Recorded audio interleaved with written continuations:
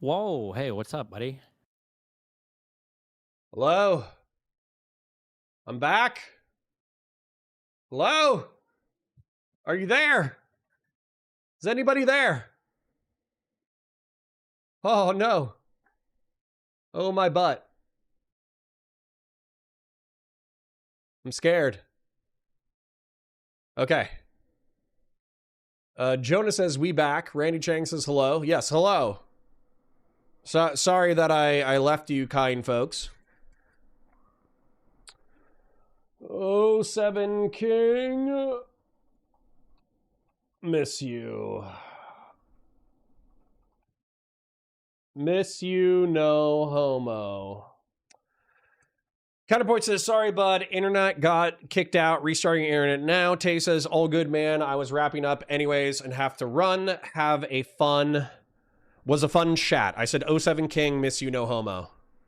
So power outage? No, I didn't lose any power. I lost internet. It was, and it wasn't even my cable either. The dogs didn't kick it. It said something like OBS has lost connection or something like that. And then my internet bar went from a hard line to the little like planet where it's like looking for connection. And then I was just fucked. And then I was trying to talk to you guys, but it didn't work. It didn't work. I got my butt blasted. Now, what ended up happening was, I'm sorry, there was like 10 super chats. So there was like 10 I think we got like 8 or 10 super chats. But I don't have them anymore. So if you guys have anything in chat that you want to say while we're warming up, then go ahead and just ask them. You don't need to super chat again. Sorry that I wasn't addressing them, but I was enjoying catching up with my boy Taze. And so he's a good person. He's a good egg. He keeps me grounded. He's my original North. North is the guy who I would say when I'm losing my shit and I'm getting a little bit too internet brained, he'll check me real quick. I think that Taze is very similar in that way. That's the function that he used to serve. Was I would get in debates and I would spurg out and I would throw elbows and I would freak out and this, that, the other. And he'd be like, all right, bro, like this chill out. This is how it actually is. So not too bad, not too shab. So good to catch up with my old boy Taze. Jonah says we back. Randy Chang says hello. Airborne Kite says hello. Christian Blair says back. Morally Neutral says hey. Thomas Dudley says hi. Back from my morning shift. Good morning, King. Randy Chang says power outage no. I have yes homo tattooed on my knuckles for real, for real. That's bananas. Sean Kaplan says those famous Florida ghost hurricanes. Probably. Gotta love our shitty Florida internet. It's Spectrum. It shouldn't be that bad. It should be like cable internet. Although if this keeps happening with OBS, I might like go to AT&T and try to get that fiber internet. So, morning Connor, are we talking about the cartel today? I mean, we already did. Plata or plomo, silver or lead. I think that every single dude who's running around in airsoft gear with an AR-15 burning cars and terrorizing their neighbors, I think the Mexican national government, Mexican national police, Mexican Marines should go in and shoot every single one of them. And then I think the United States should adopt a policy of, effectively silver or lead. We'll give you a few $1 billion a year in order to sell us your drugs that we can then synthesize into medical pharmaceuticals. And then whatever is left that we agree upon as a dollar amount, we burn. The cartels are responsible for black market production and sales within their respective territories. If they either need to let the central government in order to deal with the black market, or they need to deal with the black market. And if we identify black market networks within specific areas, then not only do we kill the people participating in the black market, we kill whoever is responsible for that territory. Kill or incarcerate whoever's responsible with that territory. If they're participating, probably kill or incarcerate. And then if they're negligent, then probably just incarcerate and then get somebody new. Christian Laris is absolutely correct. Time for another goal. I don't know if we successfully did the first goal, but we definitely got close. So the goal We'll set a new one, 10 super chats over 2 hours. The Mexican federal police isn't above disappearing people. There you go. There you go. Now, I want them to disappear the right people, but that's okay. It's based... Mexican special forces finally got El Mencho. Yeah. And those high-up cartel dudes who think they're untouchable, they should get touched. Nobody's untouchable. I'm not untouchable. You're not untouchable. Nobody's untouchable. Conserve says, it effed up, and when Counterpoints asked in chat if he was back, I refreshed and lost the stream chat. Well, I'm back. I'm back. So anyways, like the stream, share it with your friends, engage with chat, super chats if you got them, memberships if you got them. Talking with Taze actually burned through quite a bit of time. We're already at noon. So we probably did, 20 minutes engaging with chat. We probably did 90 minutes engaging with Taze. So, I mean, that's already half the stream. So let's get the other half rolling. Let's get a segment rolling. Let's pull Mr. Pisco and Mr. Destiny on. I understand everybody's covering it, but there's a reason why everybody's covering it. Hey, it's a skillful dunce. A, back to you, King. All right, so let's do a little intro and get cracking. This is what we got time for today.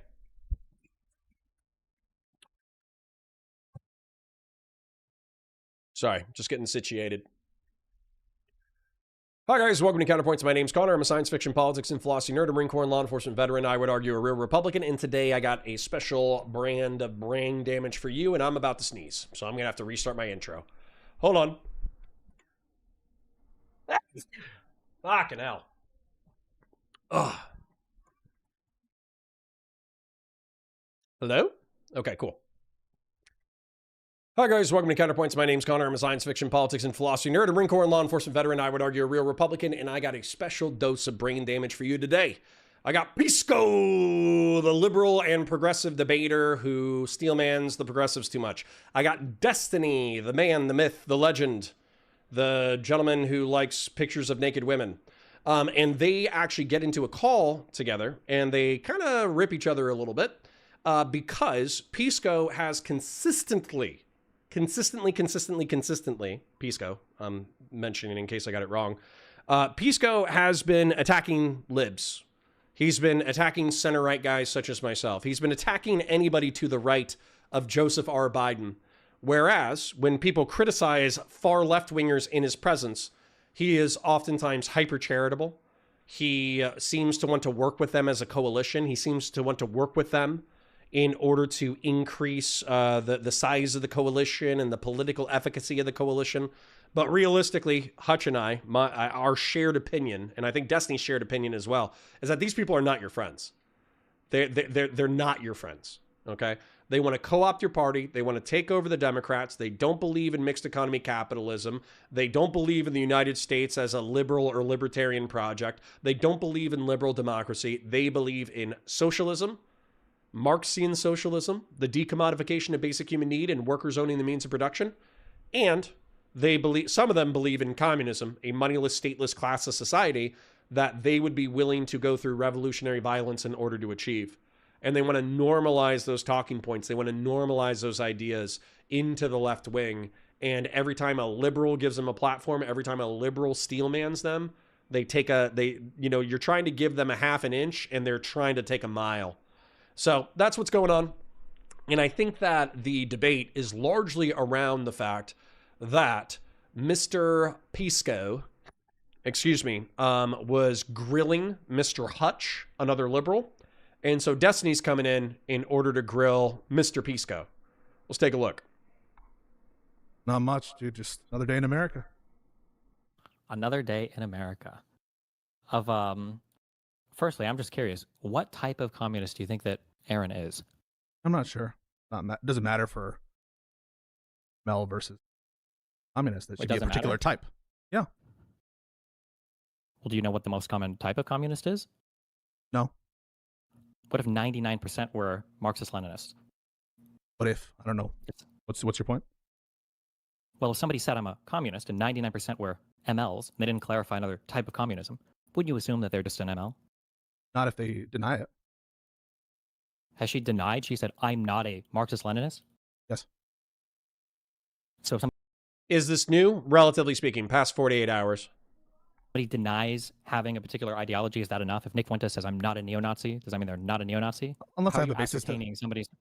Unless I have a Okay, basis what is to the mistrust basis? How them. are you ascertaining what their political ideology is? Unless I have a basis to mistrust them, if they show perspectives that are incompatible or are sort of credibly indicative of the ideology, perhaps I would doubt them. But if there's no reason to doubt, I just trust. Okay. Do you think that Aaron believes that the capital class will ever willingly give up their power or capital? The convoy believe that. There could be democratic ways to achieve it. I think it's a little bit. Why are we bringing up fanciful. Econoboy? Hold on, let me repeat that question. I don't think you heard me. I answered it. Does Aaron believe that capital will willingly part with their power, with their wealth, with their capital? I'm not sure. Then how can you know if she's an ML or not? Because I told you, just because I don't know the specific answer to that question, I assume people are telling me the truth unless I have a reason to believe otherwise, and unless there's an overriding reason to doubt their identification. Is that unreasonable? Yes or no? Do people generally are... Okay. The reason why I should probably take notes instead of just listening and pause-anding is because this conversation is going to be simultaneously very simplistic and pedantic and also incredibly complex. I'll go ahead and tell you the reasons why I think Pisco should be grilled on this. And realistically, I should have grilled Pisco on this. If you're going to hang out with a communist, okay, that typically means that you guys share a project, right? Ooh, Bud123 is totally correct. Connor is a real man. He does not skip leg day, unlike some wimps. Bro, I did leg day yesterday. Dude, I don't even think I told chat. I didn't tell chat this, but I did leg day yesterday. I literally did deep squats with a kettlebell. I used my monkey foot in order to do hamstring curls. And then I did calf raises, bro. No, you're totally right. I did not skip leg day, and I'm very proud of myself. And deep squats can, whew, they can spice up your life. Let's put it that way. So anyways, the reason why, okay, so Pisco self-identifies as a liberal because he does believe in maximal human freedom. But realistically, I think off of like political prescriptions and all that kind of stuff, he also says that he doesn't object to being called a progressive. I'm going to call him a progressive, all right? I'm going to call him a progressive. And just highlighting this real quick for the uninitiated, socialism is emancipating humanity from the oppressions of capitalism. Pre-Marx, during Marx, post-Marx, that is the most general description of economic philosophies. Oh, thank you, Taze. Thank you for the Oil King. 5 Valor Media Network gifted memberships. You're giving me attention deficit disorder, but I'm going to push through it.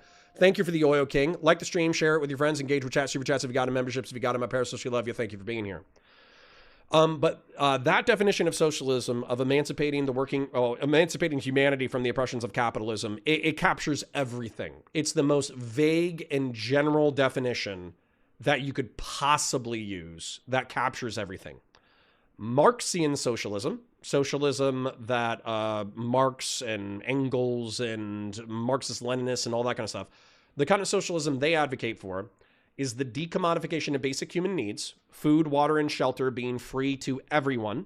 It's no longer a commodity. You can no longer trade or sell it or buy it. You got food, water, and shelter guaranteed, and workers owning the means of production, which means that if you go and you work somewhere, you're getting a share of the pie.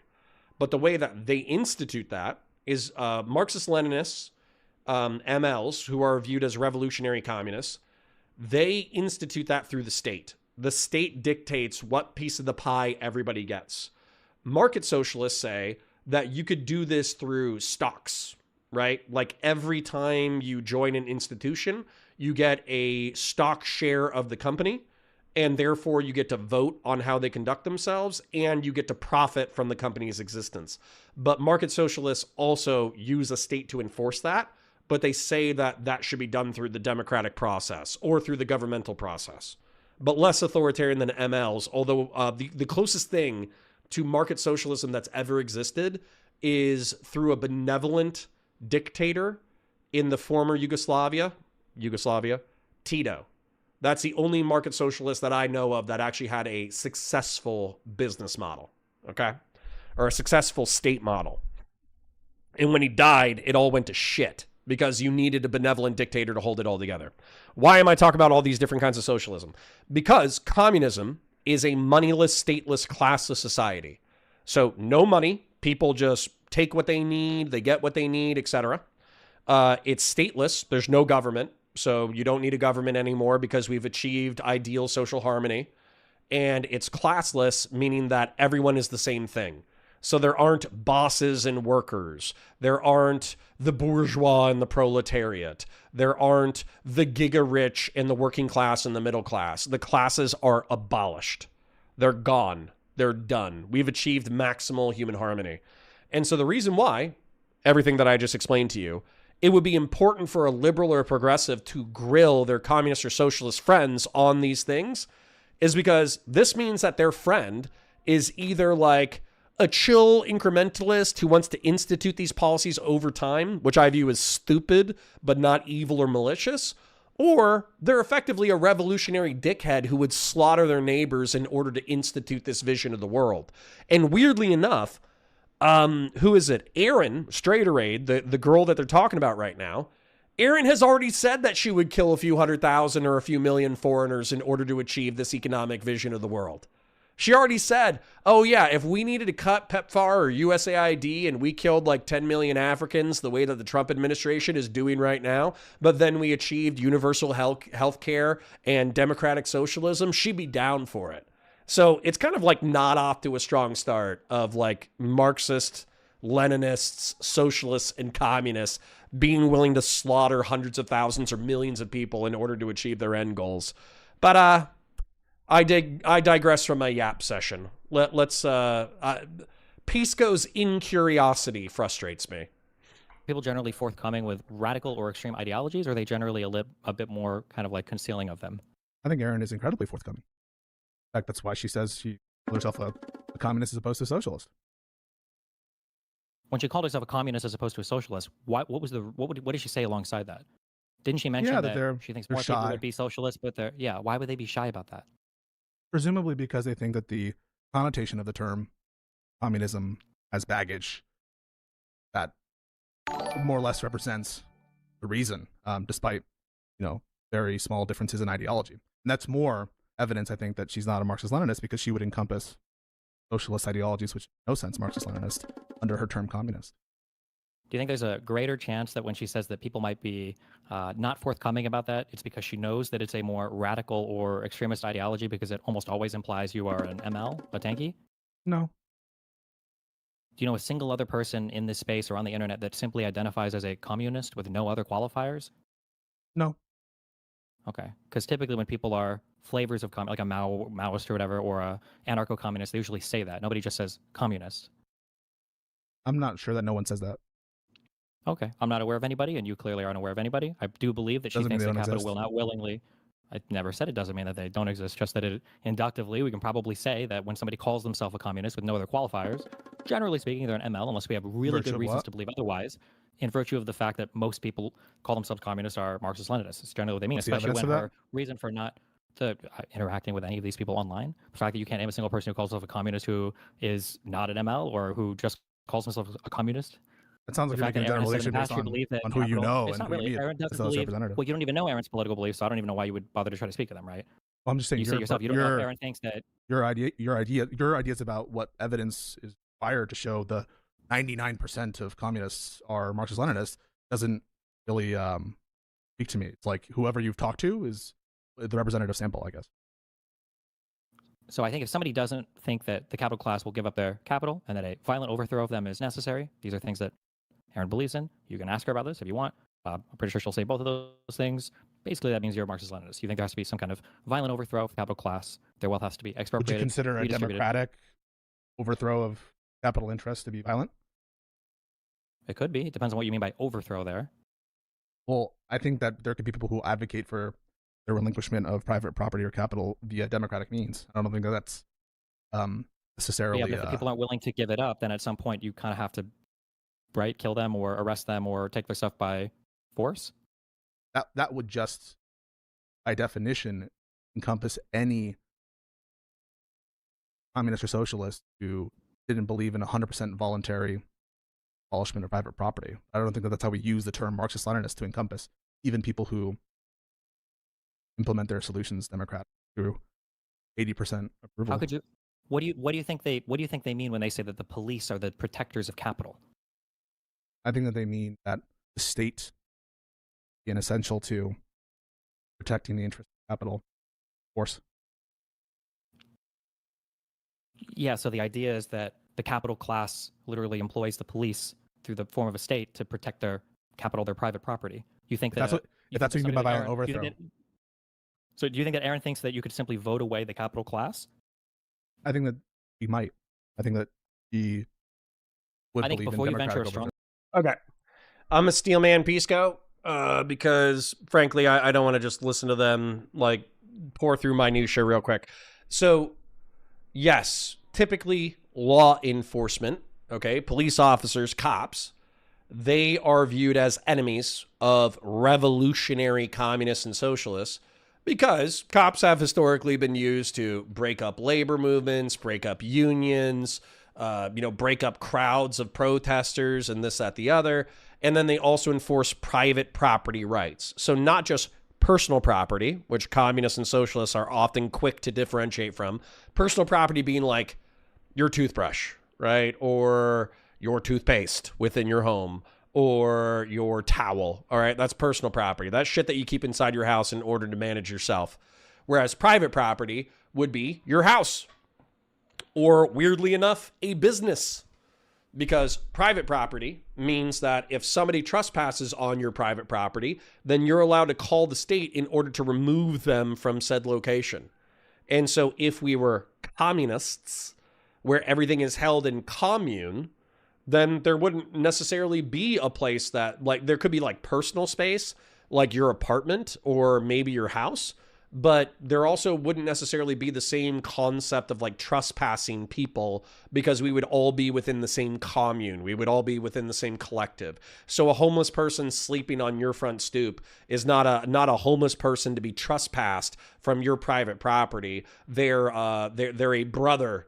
You know, that they're a part of they're your brother in humanity who needs to be taken care of by the collective. Now, weirdly enough, they might be taken away by socialist or communist law enforcement and put into a work camp so they can be profitable. Profitable is probably the wrong word. So they can be productive on behalf of the communist state.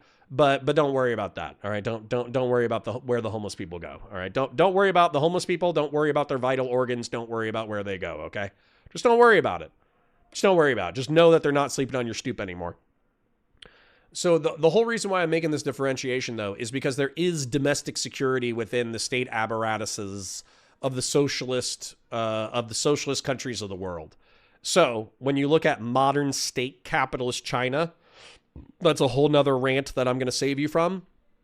They do have law enforcement, but they're not viewed by tankies as enemies of the proletariat because they enforce the socialist will of the Chinese Communist Party.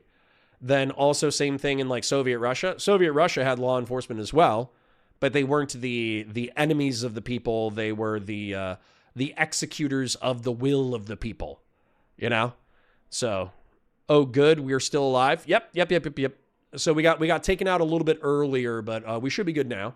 Like the stream, share it with your friends, engage with chat, super chats if you got them, memberships if you got them. If you're just coming in, because I did kind of roll right into the content, this is Pisco having a struggle session with Destiny in reference to him constantly steelmanning socialists and communists, but being abrasive and aggressive and willfully ignorant when debating liberals or conservatarians. Stephen Borcelli says, why does Pisco always have such big dog energy with everyone, including Connor, but then when he talks to Destiny, he tries to sound so tiny and small? I don't think that's necessarily true. Sometimes he's tired, but also I think he does, it depends on the debate. I think he knows that Stephen is quite astute and adept at ripping apart like rhetoric. And so he has to be very precise in his words. So he can't just get pissed off and throw shit at the wall because Steven will like needle that apart. Whereas, for instance, if he starts spurging on me, I spurg back. And so it's just a different energy. But AK Batu Sai, thank you for the Chip King. Thank you for the $5. I appreciate you. Let's go. opinion on what her beliefs are, you should probably find out the answer to that topic because it's a pretty important topic. You're making the case that she's a Marxist-Leninist, not a basis to believe that. That's fine, but that's because I've had a ton of conversations with her about this. The definition for communism that you're giving is literally like the wiki. Nobody believes this. When somebody says I'm a communist, they don't mean they believe in a stateless, moneyless society. Nobody actually says that or believes that. It's not even like a real thing. This is like kibbutz I disagree. in Israel. It's not a thing that people talk about. So right, you've never in your life heard somebody say I'm a communist and I want to abolish the state and all paper money and go live on communes. Nobody really says that. That's not so what I'll ask means. I'll ask the question. Have you heard people describe communism as the notion of a stateless, classless? Have you heard that before? People who aren't communist, yes. Have you heard? But nobody who is a communist describes it that way. All no. Right, so it is a. Oh, I've heard communists. Sorry, I'm disagreeing with Destiny now. I've heard communists 100% describe it that way, but they describe communism as the end goal. So apparently, like Marx and Engels and whoever else, they use socialism and communism interchangeably. But the way that it's been codified over time, because that got confusing even for communists, is that state capitalism is a stepping stone to socialism, and socialism is a stepping stone to communism. Communism being like the ideal end state. So state capitalism is where the state commands the market economy in order to be maximally beneficial to the proletarian masses.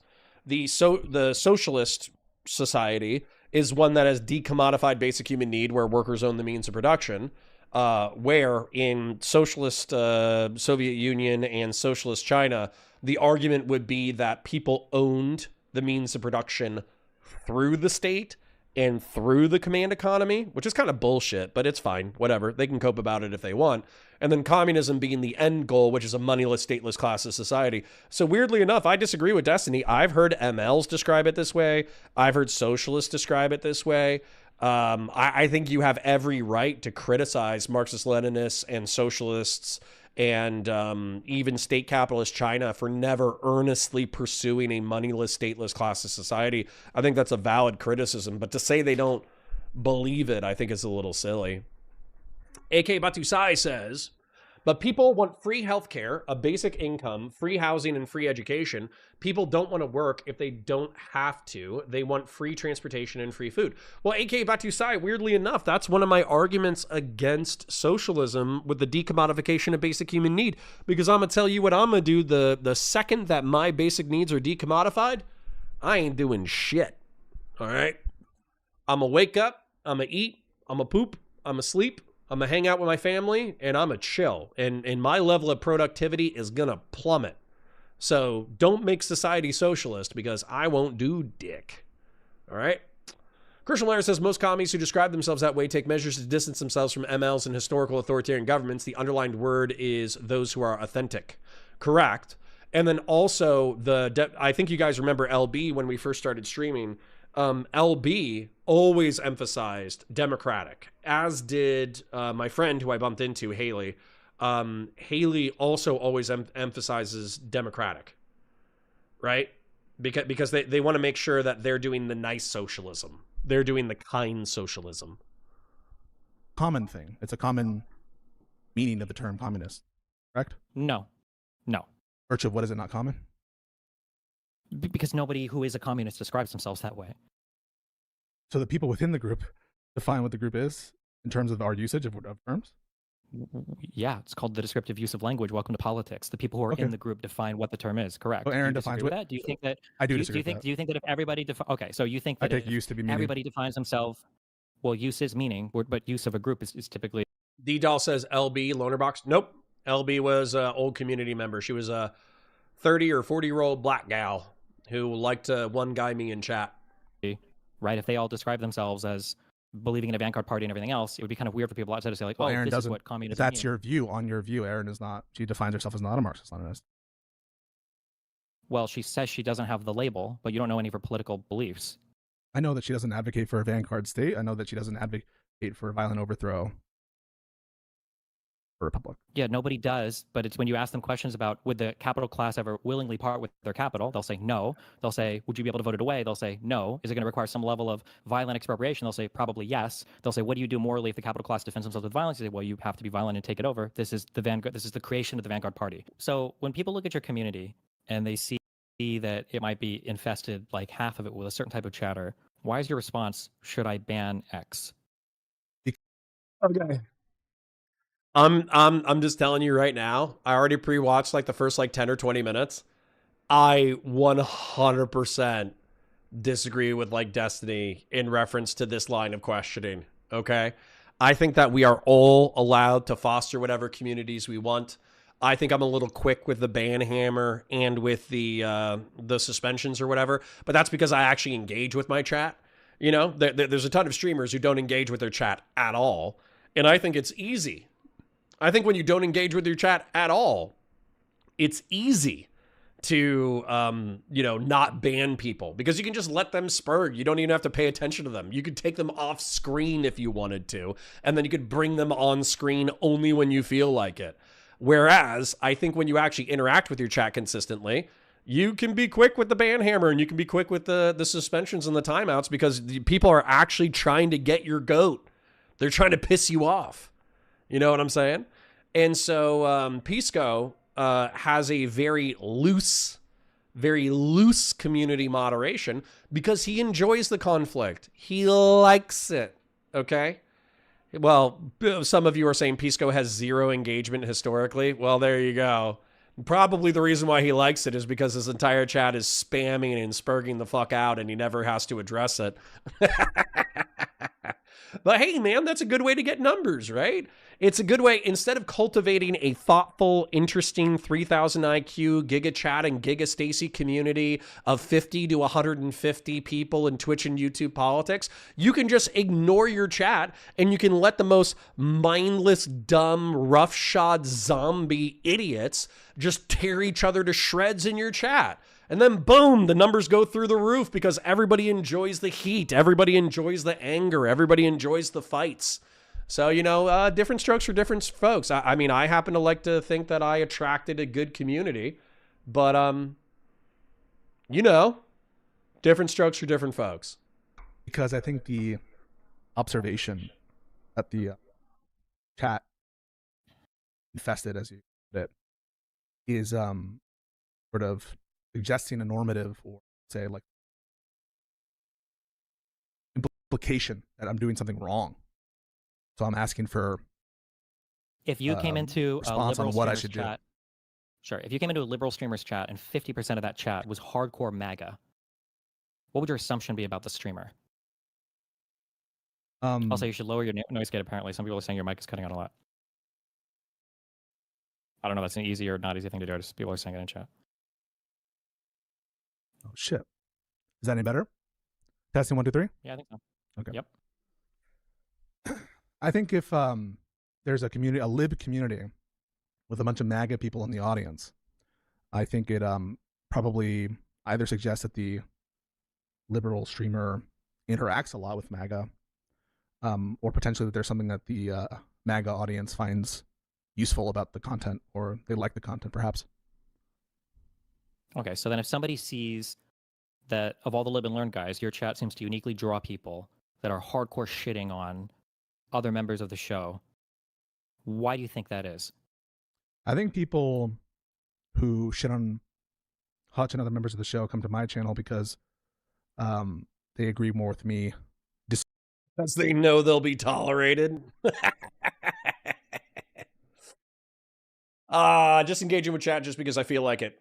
Keep your Bill Stein says Pisco has zero engagement historically. God, that's probably the move, huh? Unfortunately, I actually like you guys. I like hanging out with you. I like getting one guide. For instance, Doobie says, what kind of crazy behavior are you talking about? Pisco interacts with this chat all the time. You guys are nuts if you think any significant portion are far lefties. Now I know you're just pissing on my leg. now I know Doobie is just pissing on my leg. Doobie, we can just look at the freak out in this chat where it's like, they've never talked to any real MLs. They've never talked to any real, real tankies. Dude, yeah, okay. A left-wing chat that hates centrist liberals. Yeah, of course they're not progressives or far lefties. Sure. Okay. Yes. Now, Fatsimo said, didn't Pisco want you to censor more? Now, Fatsimo, unfortunately, I think you do have autism. because it was, sorry, Doobie, you're one guy and me too, which is kind of funny, but it was sarcastic because Destiny was bullying Pisco a few months ago about the amount of J-Stock, Queeman people, the amount of snarkers, the amount of anti-fans, the amount of progressives, the amount of lefties that were in his chat.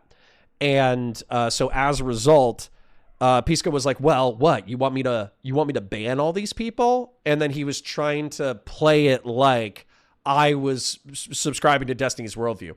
But I don't subscribe to Destiny's worldview. Matter of fact, I subscribed to Destiny's worldview during the Mr. Girl arc. I don't know if you guys remember that, but during the Mr. Girl arc, Mr. Girl was pleading. He was saying like, please God, you are interacting with Nazi shitheads. You are being giga charitable to them. You're platforming Nick Fuentes. And as a result, members of your community who hate me, both because of my extreme worldviews, but also because they're like Christian nationalist, neo-Nazi dickheads, they're attacking the fuck out of me right now. And so can you please moderate your Reddit and can you moderate your chat like more aggressively? And Destiny was like, nah. He was like, nah, it's my community and you're trying to build a sub-community within my community that doesn't like me. Therefore, if you get dogpiled on my Reddit or if you get dogpiled in my chat, I don't give a fuck. And you know what? I think that's the right energy. I think that's the right, and I think Pisco he just needs to stand on business and say, hey, I'm taking a different business model. I'm letting Spurgs be Spurgs in my chat. If they're more progressive, if they're more woke, if they're more lefty, if they're more this, that's no skin off of my ass. I'm trying to move them my way. They're trying to move me their way. It is what it is. That's like a perfectly coherent perspective to have. But I would say that since he constantly steelmans the progressives and the leftists, I would say that it's right for liberals to say, yeah, we think you're sweeping for him, right? That's not what he said. He did moderate his chat and Reddit for Mr. Girl. Nah. Like I'm sure he did when it came to like unhinged shit, like call him like a pedophile. But there was like this whole arc. And by the way, I watched like 6 hours of the entire arc where, Mr. Girl was appealing to Destiny to moderate more harshly. And Destiny was like, no, it's my community. So, and I agree with old Destiny. And then Doobie says, Connor, can you give no examples? I can give some examples. Ogre Boy is the dumbest fucking leftist I've ever met in my entire life. He's the dumbest piece of shit I've ever met in my entire life. And not only is he apparently routinely in Pisco's chat, but also they had a debate last week. Now, the good news was that Pisco was pressing him, and he actually did press him relatively hard about like electoral bullshit. But that doesn't mean that like Ogre Boy and people like Ogre Boy aren't welcome in the chat. That doesn't mean that Hassan fans and Aaron fans aren't welcome in the chat. Anyways, let's keep it flowing. Oh, let me thank the super chatter. Numinax renewed their membership. Thank you, King. Imagine if I'm in DGG or Live and Learn and I don't bring substantial critique as a pushback, but you can tell I'm a cogger. Would you want me to change? Imagine if I'm in DGG and Live and Learn and I don't bring substantial critique as a pushback, but you can tell I'm a cogger. Would you want me to change? Absolutely. If you're a cogger, if you're actually a member of this community, I always want you to go to your opponents with substantial critique. If you're just harassing people and just calling them like stupid and cringe and gay and pedophiles and communists and all that kind of shit, yeah, that's not a good representation of the COG. The COG should always be representing the most insightful arguments possible whenever you're anywhere. If you consider yourself a part of this community, then you need to be not only 3000 IQ GigaChat and GigaStacy here, you need to be 3000 IQ GigaChat and GigaStacy everywhere. All right? Agree with them, and the people who agree more with them shit on me on their channels. So Doobie says Pisco engages with and argues with Ogre Boy. What's the problem? I don't have a problem. I don't have a problem with. I started this segment saying that I disagree with Steven. I think Pisco's chat should be allowed to be the Wild West. But I think Pisco's friends are allowed to say, hey, when you consistently steelman progressives and leftists and you are hypercritical of liberals and conservatarians, we're going to assume that you are a giga progressive and you're catering to that audience. And he could just say, maybe. And that's the end of the conversation. I don't give a fuck. Do you think? Do you agree with that? Hutch's chat? Yeah, they shit on me a lot. No, I don't. But we'll get to that. Yeah. Okay. Do you think that the people in Hutch's channel, do you think that they shit on you in the same way that your audience shits on Hutch? From what I've seen, it looks very similar. So, I'll describe it if you don't mind, and you can tell me if I'm wrong. Ascriptions of bad faith, saying he doesn't know what he's talking about, saying that he's grifting, saying that he's stupid, saying that he has some sort of negative design.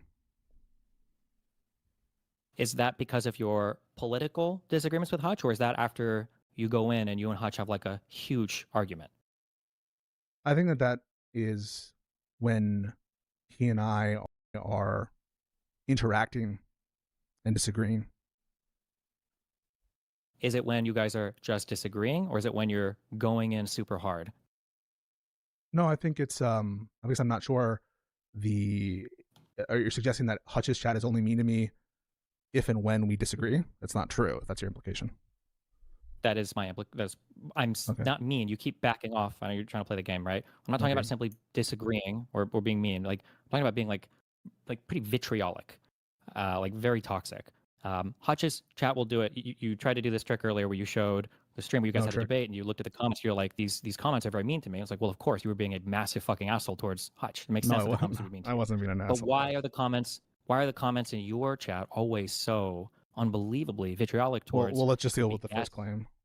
That it's me being an asshole to Hutch. I don't know why you think that. Hutch reached out to me to have a conversation.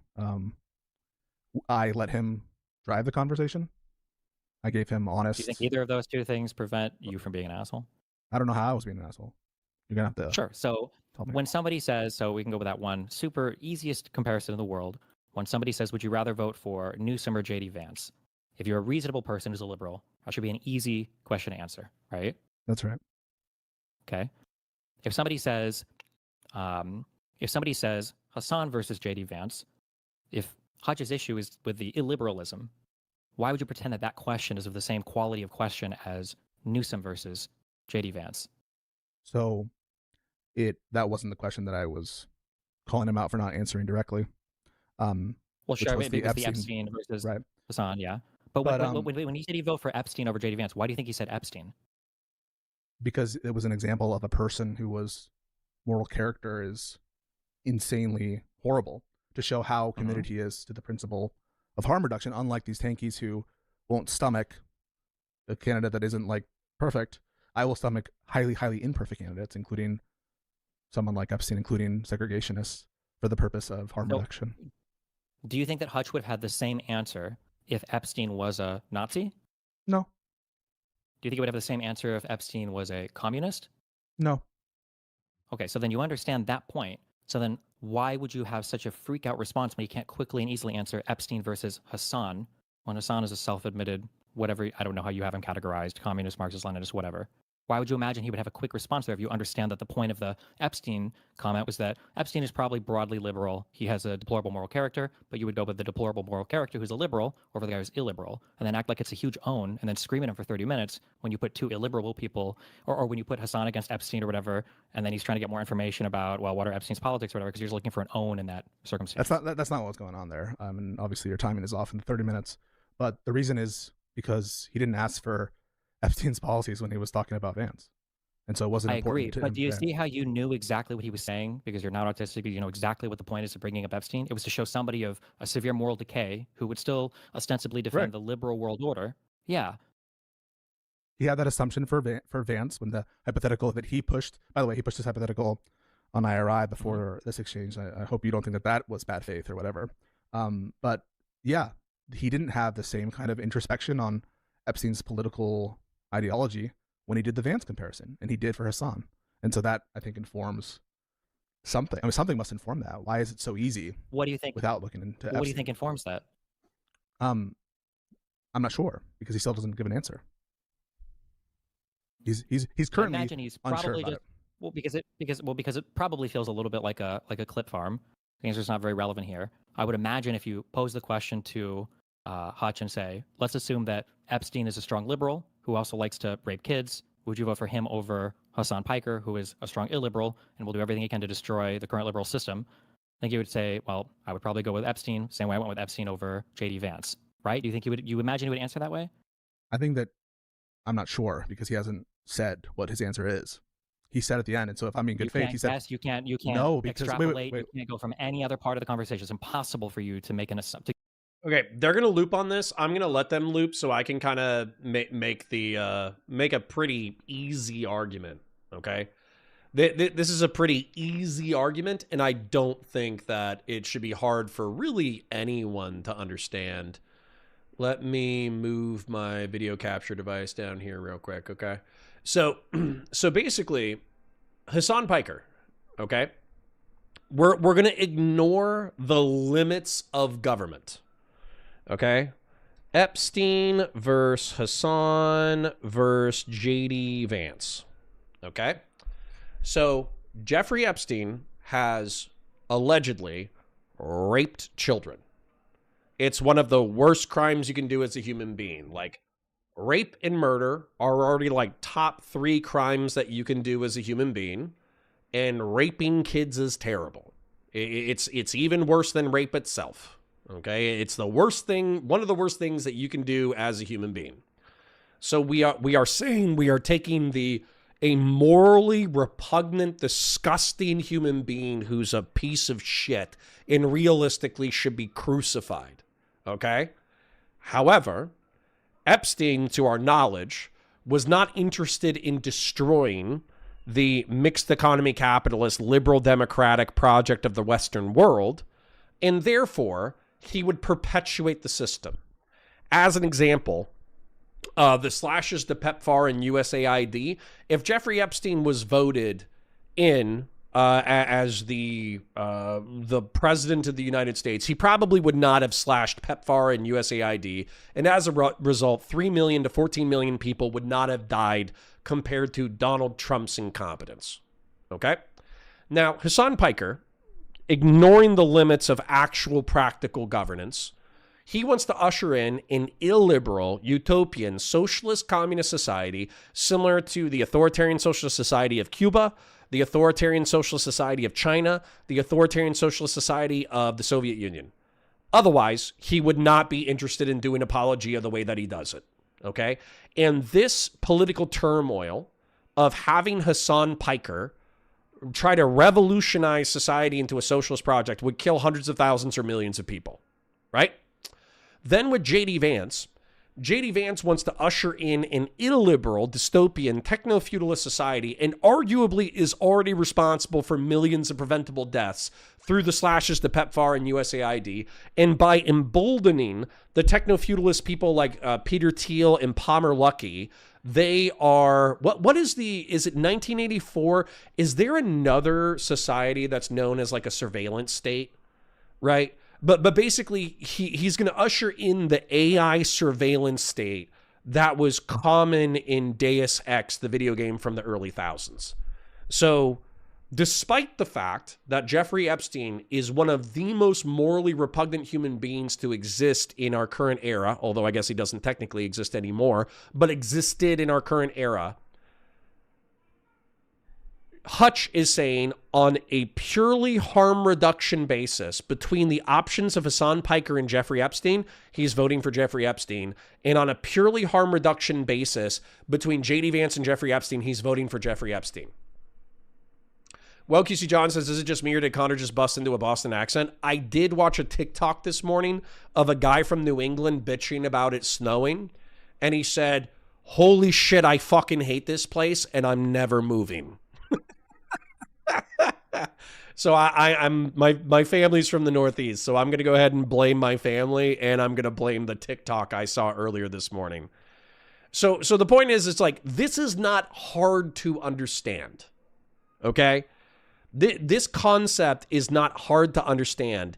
And yet what Destiny is saying is that you know that fucking Hutch is getting dogpiled by Hassan Piker right now.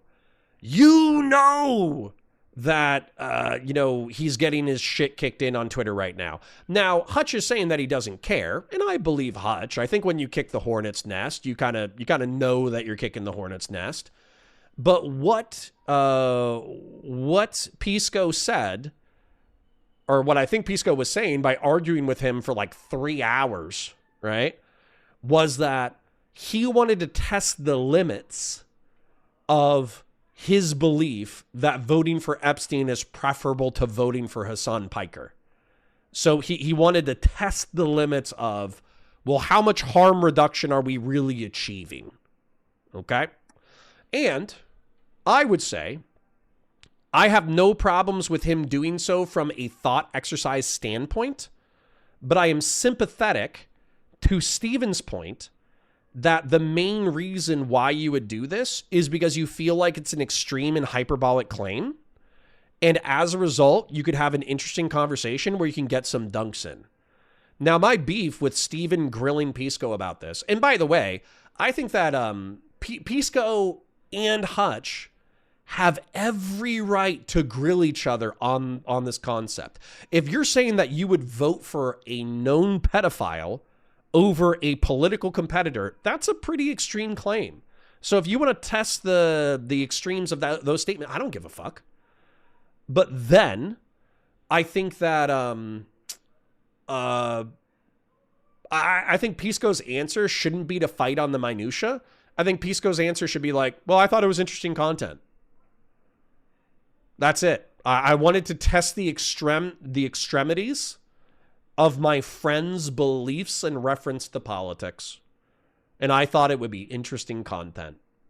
That's all you got to say. And then what? Destiny, the guy who brought Lavloon on. Destiny, the guy who brought Mr. Girl on. Destiny, the guy who, brought Nick Fuentes on. Destiny, the guy who goes on to Piers Morgan and says the most hyperbolic shit on the fucking planet. What? He's going to grill you because you're trying to make content? You know, I think it's just fucking easier to just own it. It's like, yeah, my friend said some crazy shit. I thought it was a little crazy. I could understand it, but I wanted to grill him on it for the content. I fucking love the content. Fell with the 10. Thank you for the Chip King. Can't find the timestamp, but when Destiny is talking about Loaderbox criticism, Pisco claims that he did not know Zionist was used pejoratively by leftists and needed to explain to him in detail. That's bad faith. Probably. Yeah, if you don't know Zionist is used as a pejorative, then I don't know what to do. There's tomorrow we're going to be getting into some drama content that feels a little sweepy for Hassan Piker. It's basically the Nicholas DiOrio Chud Logic bridge burning, which is hilarious to me. Hilarious content. I actually like both creators, weirdly enough. But there's like a Hassan Piker mention because they talk about like Ethan Klein and Hassan Piker, and they go a little sweepy with like, point out where Hassan Piker is anti-Semitic, and I'm definitely going to make a mind map for that. So, is it just me or did Connor bust into a Boston accent? I did. My apologies. Audrey says 2025 was a jobs disaster. Job creation collapsed from 2 million added in 2023 and 2024 to only 181,000 added in 2025. GDP growth also fell from 2.9 to 2.8 in 2023 and 2024 and 2.2. So Audrey, I'm going to ask you a question because I think that you're probably a normie Valor Media Network viewer and you just jumped into our chat without knowing what's going on. So here's a question for you. Okay, Audrey, if you're still here, if you didn't run away. Would you vote for the known pedophile Jeffrey Epstein over Donald Trump if it meant that we didn't economically implode? Riddle me that moral calculus real quick. Anyways, have fun with that question, Audrey.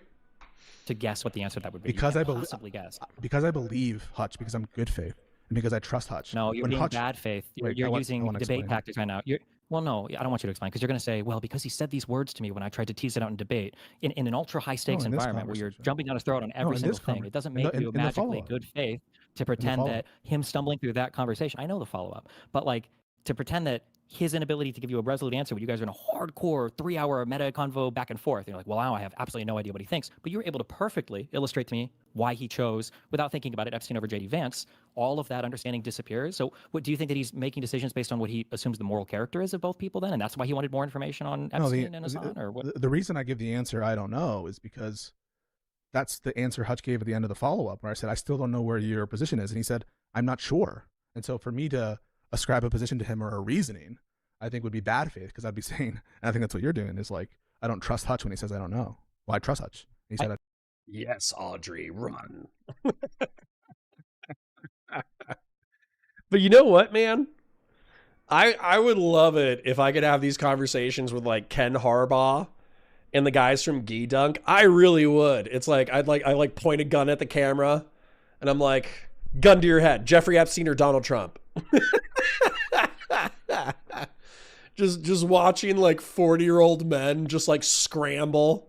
Like, I don't know. I don't like pedophilia. It's like, none of us do. None of us do. But which one? Which one? They both allegedly diddled kids, but only one of them's going to implode the economy. Only one of them's been convicted of diddling kids, though. Which one? Tell me now. Tell me now, Midas Touch contributor. Tell me now, which one?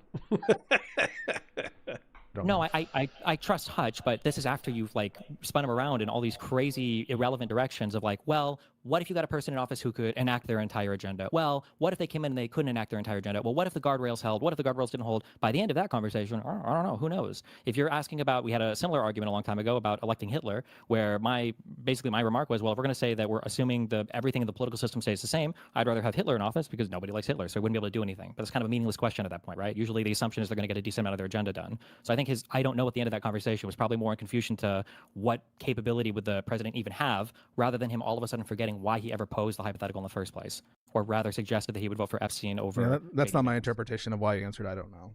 I mean, we clarified that I wasn't talking about that. He has no clue. He's totally clueless right now. You think in his own head. Well, so then if you had to guess, why do you think he was more confused, I guess, about Epstein versus Assange? You don't think he has an answer to that? If Assange is clearly illiberal, and you say Epstein, though morally depraved, would defend the liberal order, you don't know what Hutch would answer there. Why do you think you don't know that? Do you think Hutch doesn't know? Do you think he just didn't tell you? Is Hutch being bad faith?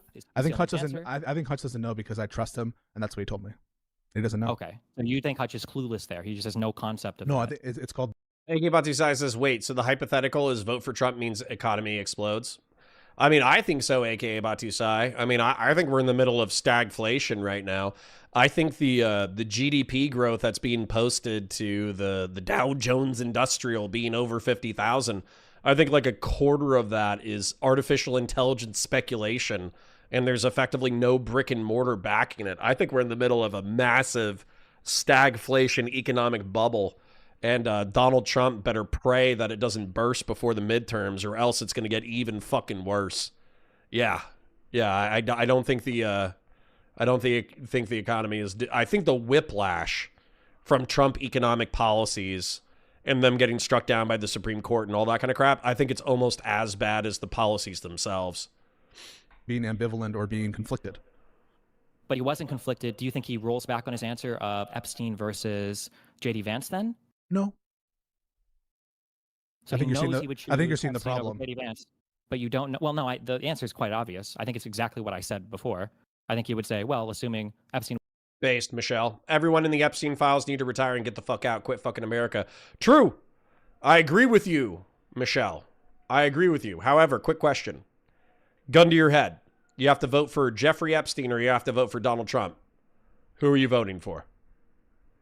Would defend the liberal world order, and Assange wouldn't. He would go with Epstein, despite him being a morally deplorable character. So why wouldn't he say that then? Answer. Because you were hardcore clip farming, debate broing him insanely in an attempt to steer the conversation. No. I don't know. Well, you just said it was an. You just said it was an obvious answer. You just said that. I believe right? so. Yes. Yeah. So when I say, it should be an. Oh, come on, Christian Blaris. Let Doobie play. Let Doobie play. We need to get one guide a little bit, man. It's a slower day. We got hit with the. Hold on, let me see. What are we at? We're probably at like 70 or 80. Let me reload this real quick.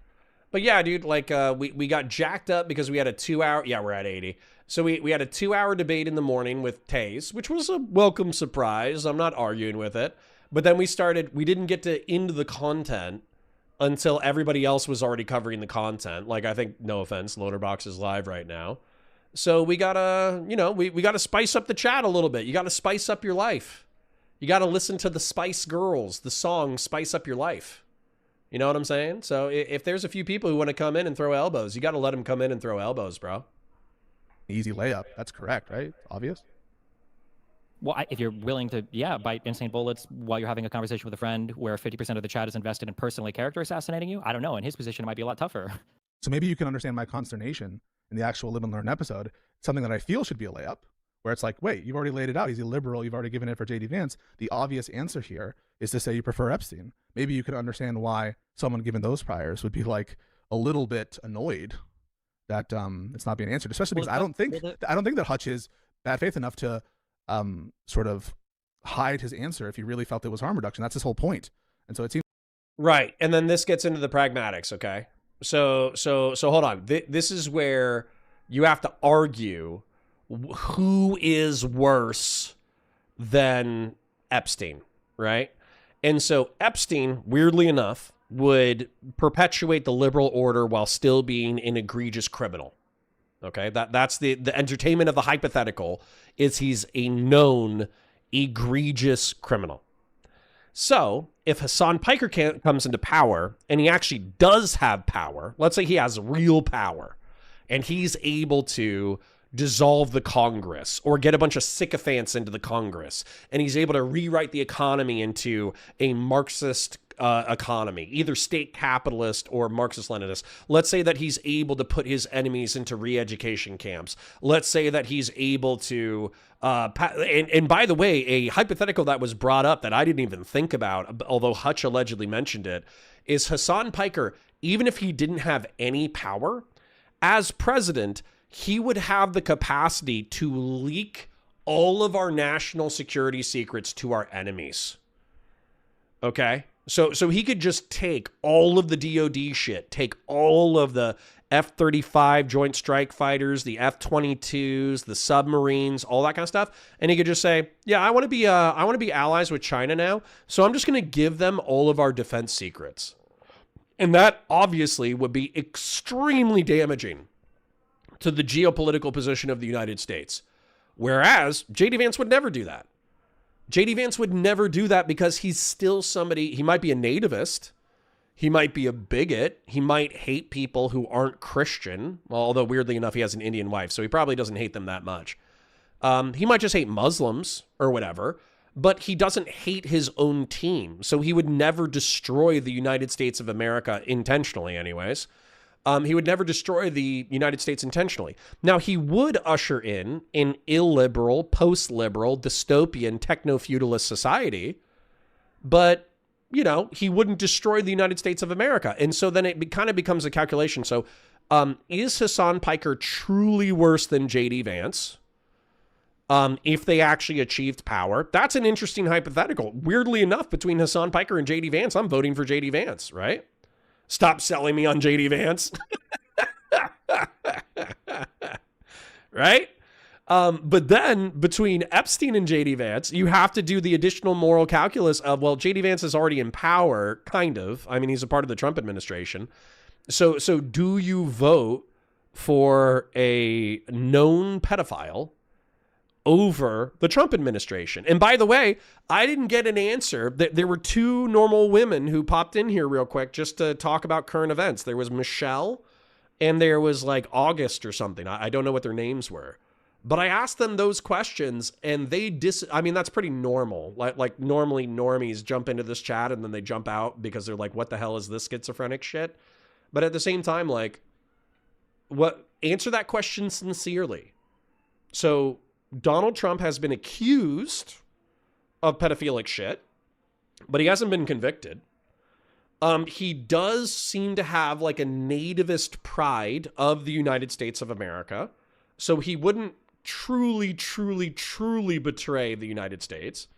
He doesn't care about people internationally. So he 100% has killed 3 million to 14 million people through prevented disease overseas. But he's also, weirdly enough, like a whiplash isolationist. Like, he's an isolationist, but he's just going to bomb Iran on occasion for shits and giggles. So he's gonna kidnap the president of Venezuela every now and then for shits and giggles, but he's not gonna invade. He's not gonna do like a long-term military commitment. So what's the, do you actually vote for a convicted pedophile over Donald Trump? Is the moral calculus so grievous that you effectively vote for Trump's successor over a convicted pedophile?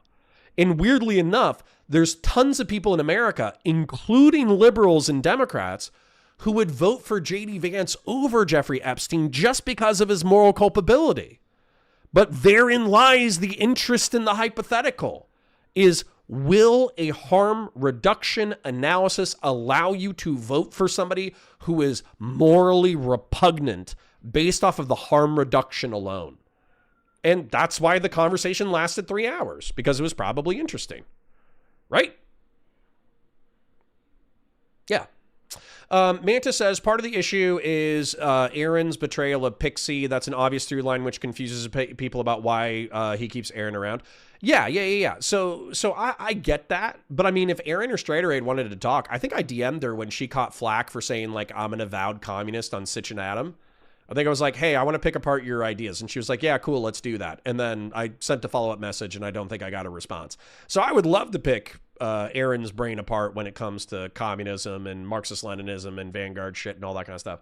I do think that her leaking everything to President Sunday is fucked up. But also, like, that's between Aaron, Pixie, Destiny, Lycan, and President Sunday.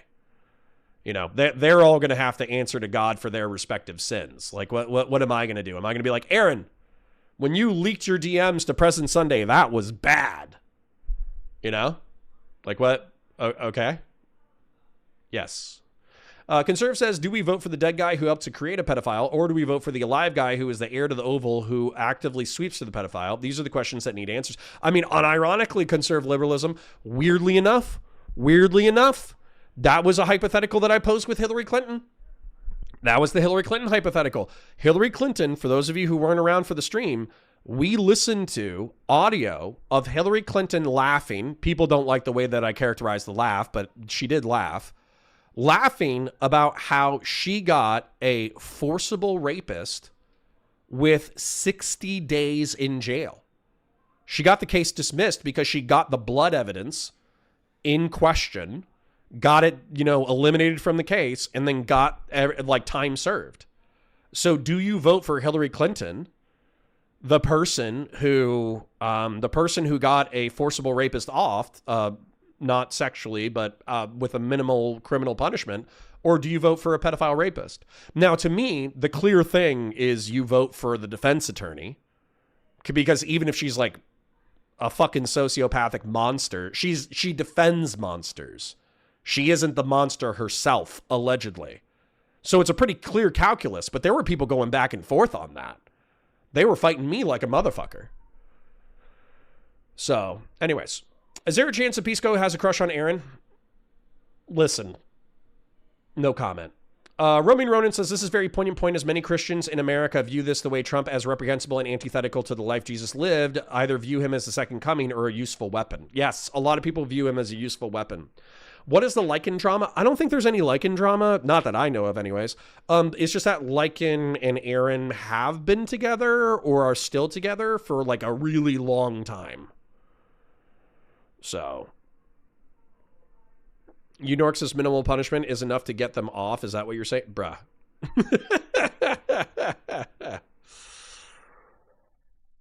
Doobie says, make a comment right now. Aaron has huge cans.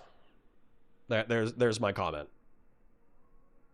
So, anyways, seems like you're ascribing more Beth Hutch than I am. I think the main confusion is why the question of Epstein versus Hassan. The reason why I asked the question, it's a great question. The reason I asked the question, Epstein versus Hassan, is because Hutch said he was indifferent, essentially indifferent, as between Hassan and J.D. Vance. Correct. And then, by the way, this is the shit that probably pissed off Pisco, but I'll stand by. Hassan Piker is a enemy of the United States. He is an ideological enemy of the United States. He hates the United States. He would absolutely give our defense secrets to the enemies of the United States. And so, basically, it's like, do you pick somebody who wants to usher in a dystopian, authoritarian, techno-feudalist society, but the United States still perpetuates? Or do you vote in a socialist who is a dystopian authoritarian who also hates the United States and wants it to be destroyed? Actually, weirdly enough, I know this might piss Pisco off, but between JD Vance and Hassan Piker, it's JD Vance all day. It's JD Vance all day. That's why when it comes to like Rashida Tlaib and Bernie Sanders and AOC yucking it up, Zoran Mandami rubbing elbows with Hassan Piker, I'm like, oh, fuck all of you.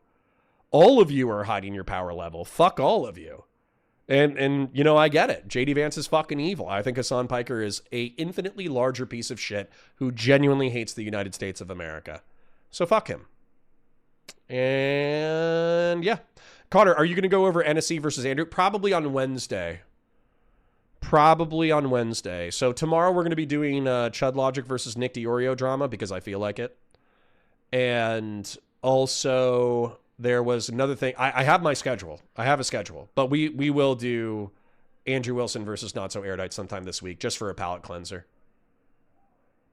And I think I'd already known that Hutch had double, triple, quadruple down on Epstein over Vance. And so let's real quick. Why was he indifferent on...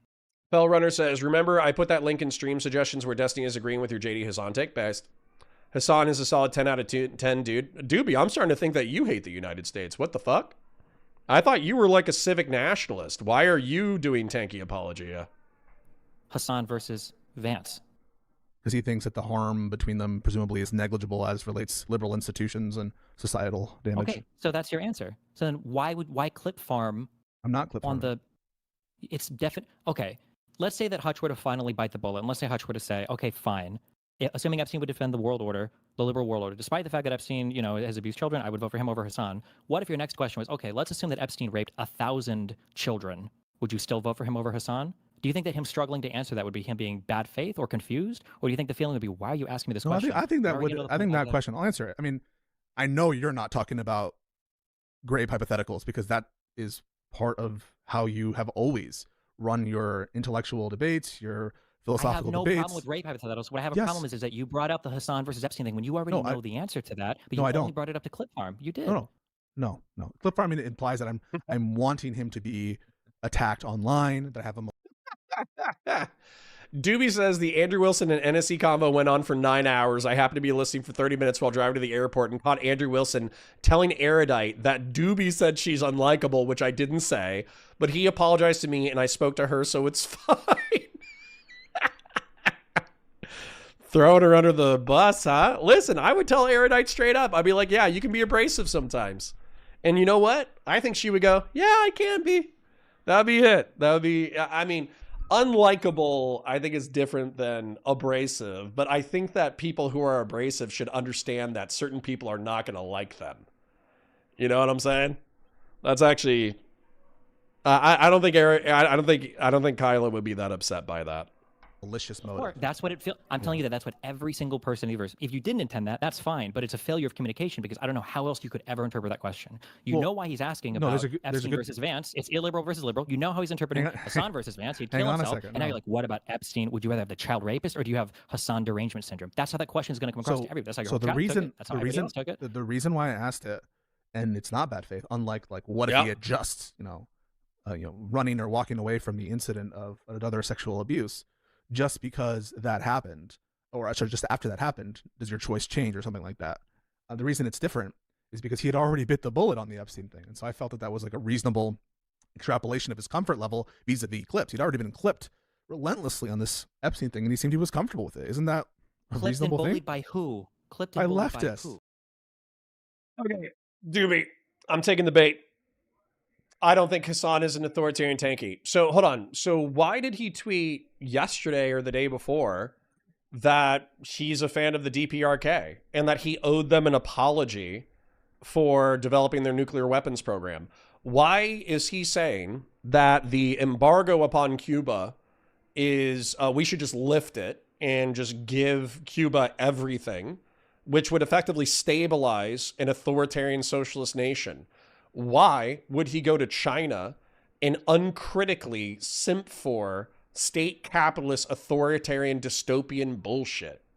Why would he fucking soy face when he got a communist red book from a random tourist? Like what? How much more evidence do I need? Why does he have a podcast appearance where he's hanging out with tankies, with Second Thought, with Hakim, who are both unapologetic Marxist-Leninists who want a revolution in the Western world? And he was like, oh, yeah. I do the sock dem in the streets talking points so I can suck in useful idiots, progressives, and liberals in order to red pill them on socialism. So I'm sorry, which one of those makes him not a tanky?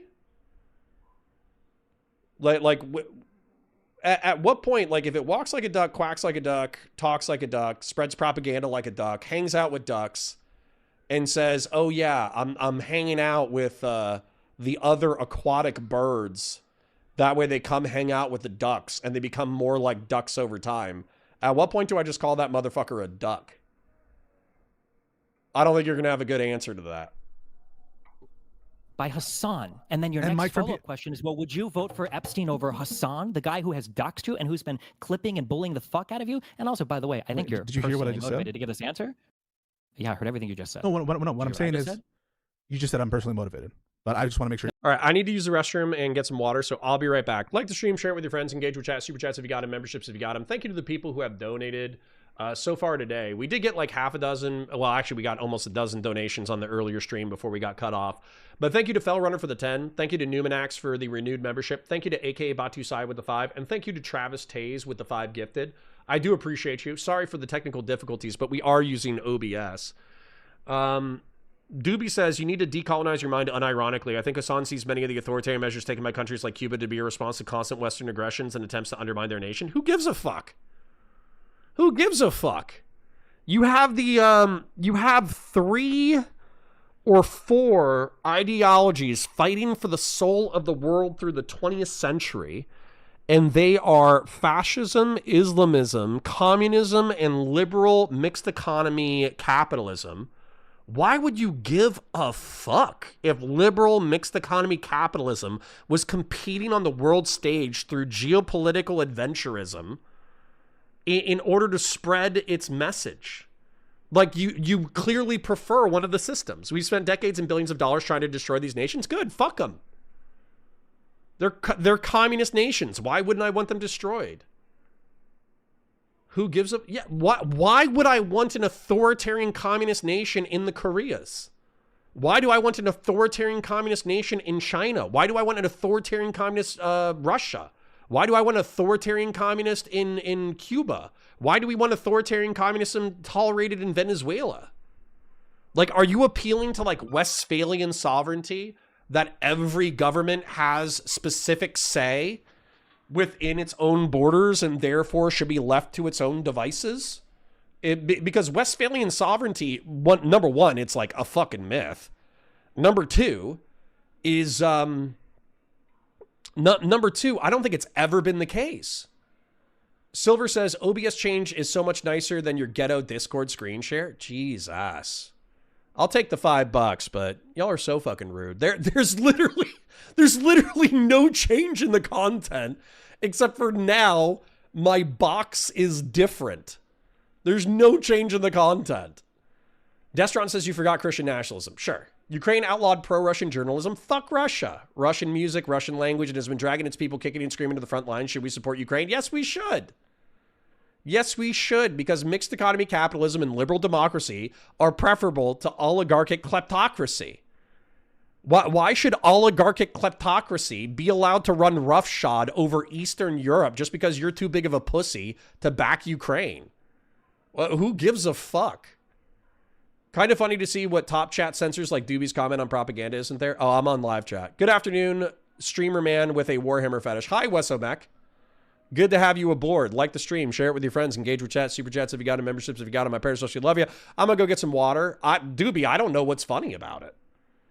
I don't know what's funny about identifying half a dozen ideologies that are battling for supremacy on the world stage and then picking a team and then advocating in the interest of that team. That's actually, I don't know. I don't know why that's a problem. Okay, so Ukraine does shit that's even more authoritarian than Cuba, and your hatred of authoritarianism goes out the window. Yeah, because I'm giving them a little bit of grace in wartime conditions in which they're actually, Cuba hasn't been fighting for its existence for the past 70 years. They've been economically cut off from the United States. They probably have enough agricultural production and enough domestic industry in order to produce whatever the hell they want. And by the way, they could still trade with Venezuela and Iran for the past 70 years. We've only been choking them off from Venezuela for the past year, right? Arguably, Obama lifted large swaths of the sanctions with which they could have modernized. So, no, I don't accept that this is the same thing. And not just that, you're saying kicking and screaming to the front lines. You know what would happen, Doobie, if the Ukrainians didn't want to fight that war? If the Ukrainian people themselves didn't want to fight that war? Exactly what happened in Iraq.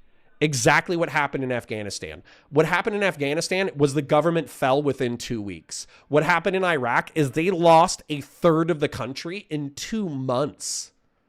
Okay? So, yeah, there's a huge difference between Ukraine, Afghanistan, Iraq, and Cuba.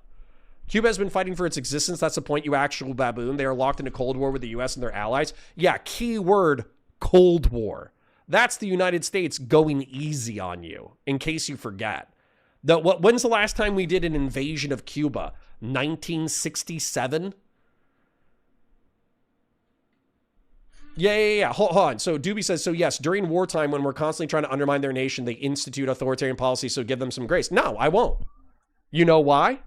Because the number one criticism of PEPFAR and USAID in reference to doing CIA operations was they created a social media website in Cuba. That way Cuban people could communicate without government oversight and therefore coordinate pro-democratic protests. That's the CIA's spooky game, is letting Cubans talk to each other without government oversight. So once again, Doobie, I'm asking you, do you think it's bad for the Cubans who are currently under an authoritarian communist regime to have social media in order to speak to each other about how their government sucks? Was that the United States maligning the national integrity of the Cubans? Because, by the way, nation, country, and state are not the same. You can advocate for the nation while criticizing the state. Doobie says, oh, what? TikTok got banned because they were afraid it was making people anti-Israel? Okay. And was that a free person in a free society using their money to buy a private enterprise in order to change the way the algorithm functions? Are there foreign state actors who are 100% taking advantage of the United States open society in order to do psychological operations? I mean, the truth is, yes, obviously. Lauren Chen, God help me, Lauren Southern, Tim Pool, and Benny Johnson and Dave Rubin were all paid propagandists for the Russian state in violation of Foreign Agency Registration Act law. The government forced the sale. Yes, because why? Because it's, number one, TikTok and Huawei and all that kind of place. They all have back doors in order for the CCP, in order to be able to get access to American information. This is a well-documented thing. And then not just that, but they were, what was the other part of it? Who's to say that prioritizing the Israel-Palestine conflict on TikTok and also prioritizing a pro-Russian view on TikTok wasn't an attempt by international actors to instigate discord in the United States population.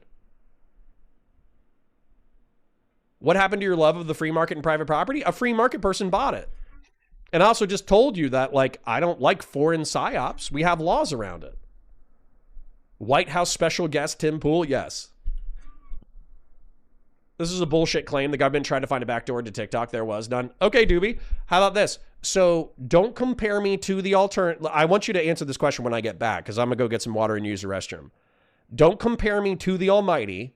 Compare me to the alternative. Okay?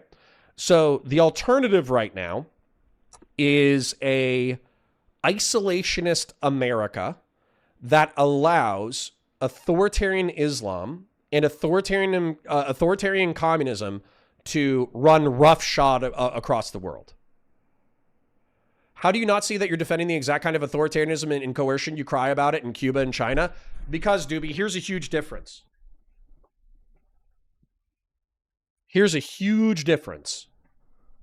I can say the words and mean them that Donald Trump is likely slaughterhouse. The Democrats should fucking annihilate Trump.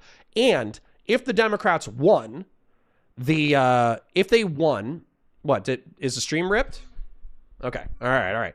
And if the Democrats win both the Senate and the House of Representatives, they should impeach him and incarcerate him. Now go to China and do the exact same thing. Say the exact same thing about the CCP. Say the exact same thing about Xi Jinping. Put that on your social media. Say, hey, Xi Jinping is a dictatorial, authoritarian asshole. He's president for life because we've devolved into a dictatorship. The CCP has prevented any other political party from possibly existing for the past 80 years. And I think that they should all eat a bag of dicks. And you know what's going to happen is local police are going to find you. They're going to dock your social credit score. They're going to put you in fucking zip ties, and they're going to throw you into the fucking river. And if your family bitches about it, they'll be incarcerated as well. So pretending for a fucking heartbeat that the United States is as bad as China or Cuba, you're a fucking America bad, deranged leftist retard. It's fucking crazy. I expect way more nuance out of you than this. And it's actually like, it's kind of sad. Again, China and Cuba have been in Cold War with us for decades. Ukraine started putting people in prison for criticizing the government after like 3 fucking years. Okay, and does the United States, we've been in a Cold War for the past 80 years. Why don't we incarcerate our critics? Why don't we denaturalize, like I advocate for? Why don't we denaturalize Hassan Piker and fire him from a fucking trebuchet into the Caribbean? Shit, I would love to do that. I would love to do that, and yet I'm not allowed. Hassan Piker is allowed to, he's allowed to be an ideological enemy of the United States, and because he's a citizen, he's allowed to say whatever the fuck he wants. And I'm not allowed to load him up into a trebuchet and fire him into the Caribbean.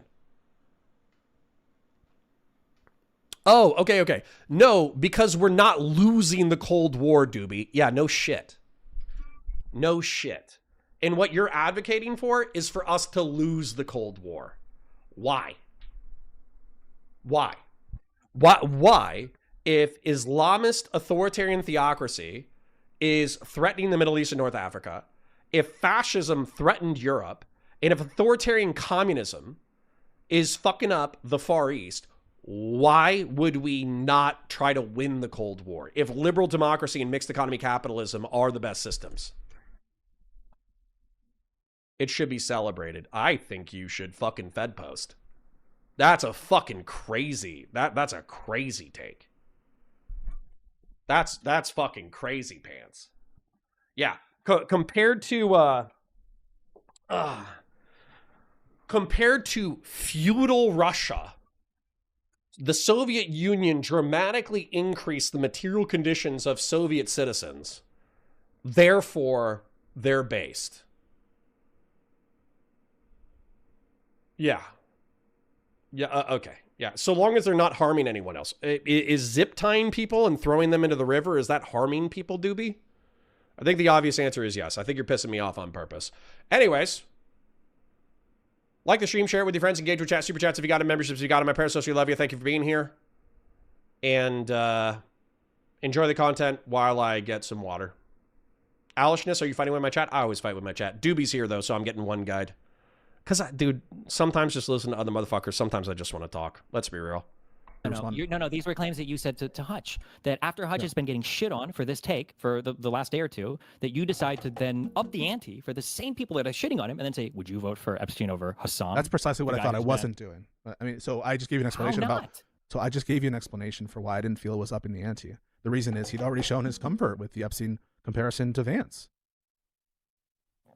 You don't think it's upping the ante then to make a comparison to the same guy that's been harassing you online next? For what purpose? You're not trying to tease out any more principles. You already know where he stands on it. What more are you trying to tease out? We're trying to confirm, finally, that Hassan views... Confirm what? That Hutch views Hassan and J.D. Vance as equivalent. And this is a way to do that. No, they're not equivalent. They're in the same bucket. They're both illiberal. That he's indifferent as between them for a choice.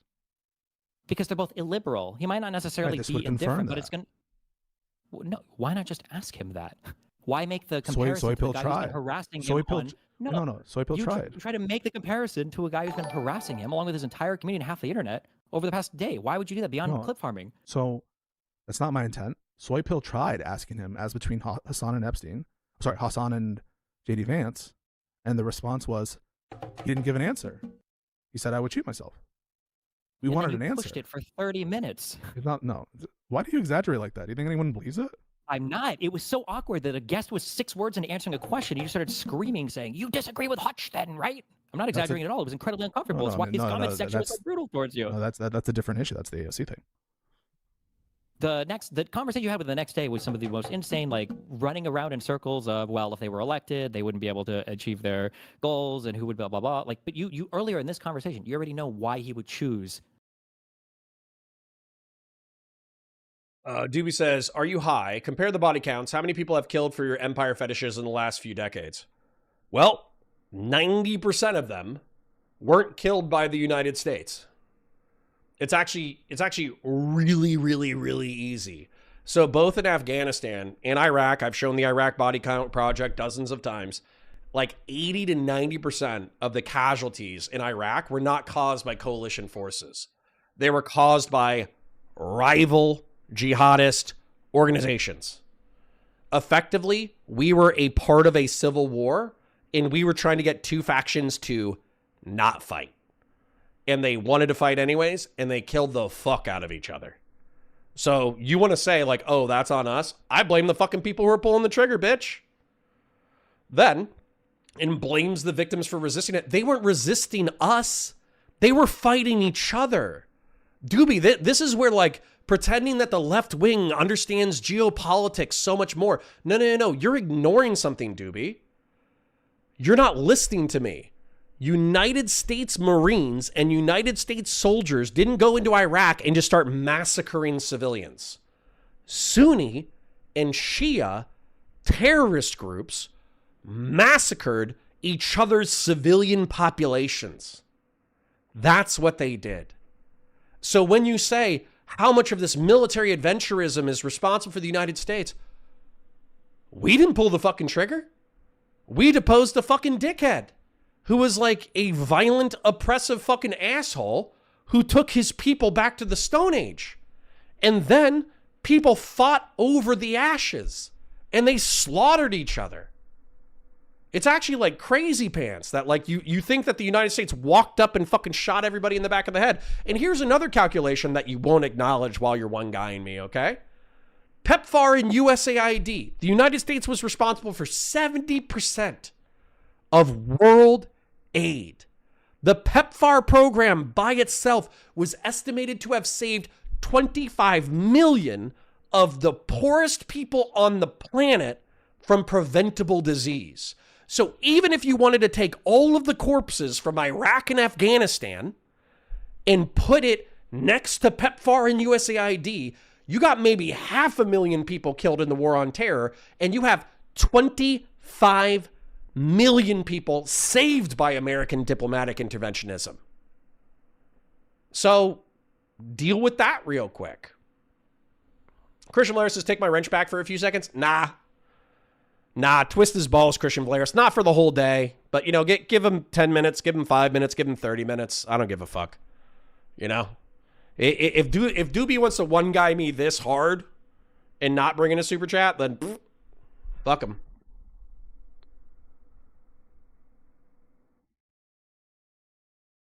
Okay. I'll do it myself. Here you go. Enjoy your 30-minute timeout. What does soft power have to do with hard power? You clearly don't watch the content, King. Clausewitz, bitch. War is diplomacy by other means. Diplomacy is war by other means. Put that in your fucking pipe and smoke it. Epstein over Vance. You know why the confusion would be... Wait, no, I don't know. I don't know that because he says I don't know. Wait, okay, hold on. So just so I'm clear. You don't know why he would choose Epstein over Vance now. Oh, I'm sorry. I misheard. Pay me to argue, unironically. I thought you meant Hassan okay. over... You know why he said Hassan versus Vance would be a difficult argument, right? I know that he... No, I don't, because he said he's indifferent, essentially. So I don't know that. Do you think that the reason why he might be indifferent is because of the quality that led him to choose Epstein over Vance is a quality that he feels like Vance and Hassan share, namely being illiberal? Right, which should make the Epstein question trivial. It is. So unless you have a reason then to why not believe answer that he's it? lying. Hey, North, how are you now? Christian Blair says, I'm so tired of having these same arguments. I get it, man, but it's relevant. It's relevant. And Christian Blair was like, oh, you're fucking up the VOD or whatever. It's like, am I? Because this is exactly, I mean, Doobie is, he's repeating the same talking points of the Hassan America Bad audience. Even if he's shitposting, even if he's fucking with me. Have y'all ever considered the fact that like Doobie does just like stir in the pot? Like he was effectively a heel on Prime Kai, right? And so him doing the West bad, America bad, you know, arguments or whatever, it's at least like it's relevant because every dipshit leftist that you know is effectively a Hassan Piker talking points cocksleeve. And while it destroys my brain to think that Doobie earnestly believes this, but he argued with me about the Red Sea crisis so much, I genuinely don't know. But yeah, like, I really wouldn't be surprised if it was rage bait. I really wouldn't be surprised if he was genuinely sucked in by the lefty cult. Because Doobie is either a contrarian fucktard or an America bad leftist. Yeah, but you understand that, like, that's the fight that's happening right now, Christian Blairis. The liberals are saying America bad leftists. Well, hold on. Pisco is saying America bad leftists are a part of the coalition and it's useful to reach out to them and try to bring them into the tent. And then Hutch is saying, fuck that. They are not a part of our coalition. We do not share the same goals. They are counterproductive to our electoral efforts, and therefore we need to treat them like scum-sucking pieces of shit and drive them out of the party. Those are two competing narratives. And do you know why I'm watching this content and why I'm engaging with Doobie? It's because Pisco's winning. It's because at least on the internet, he's winning. He's winning. All the lefties, you go check out your favorite dude. Adam Mockler is the most normie liberal I've ever talked to in my entire life. He's the most normie lib I've ever met. And where did he go in order to have a debate, in order to try to get lefties onto the liberal team? He went to Hassan fucking Piker. And by the way, I am not kidding. I don't view Hassan Piker as somebody that I get on a stream with and I play nice with him to try to get his rabid leftist audience a little bit more liberal democratic. Hassan Piker's the kind of motherfucker that I want to get on. Like, I want to get on his stream so I can call him like a uniquely bad partisan political piece of shit. So, 2-Bit Dork says, what do you think of the Dem autopsy leaks, Connor? I don't know. You tell me. Are we talking about like actual dead bodies, or are we talking about some kind of political project that was doing an autopsy on the 2024 election? I don't know what you're asking about. Why do you? Because he just got clipped. He's been harassed for the past 24, 48 hours. Like, yeah, but I don't think Hutch is lying to me when he says he doesn't know. I think he's honest that he doesn't know. I don't know. I think he spent literally the next did, Stephen. however much time trying to. Okay, so you think he just doesn't know? He's a retard. He has no idea. No, I didn't say that. I think he's conflicted. He doesn't know. That's what he told me. And you're the one saying that that's not the case. You can't possibly, because I know it's not the case, because it's a stupid answer. You either have no idea what he said to you, which I don't know why you've talked to him about this for hours, because it's painfully obvious to everybody else listening what he's trying to say. But you're telling me right now you don't know, and you believe he doesn't know if he would choose a liberal defender Epstein over an illiberal Hassan Piker. You have no idea. You have no idea what he would choose there. You kind of fell into a little shit right here, because you You've fallen into my Sarlacc pit, Destiny. Understand what Hutch said. I don't know if you were listening to the conversation that you reviewed. But Hutch, did. It's not about listening to what he said. Listen. Wait, Steven, just chill. Nonsense. Just chill. No, there's no matter debate.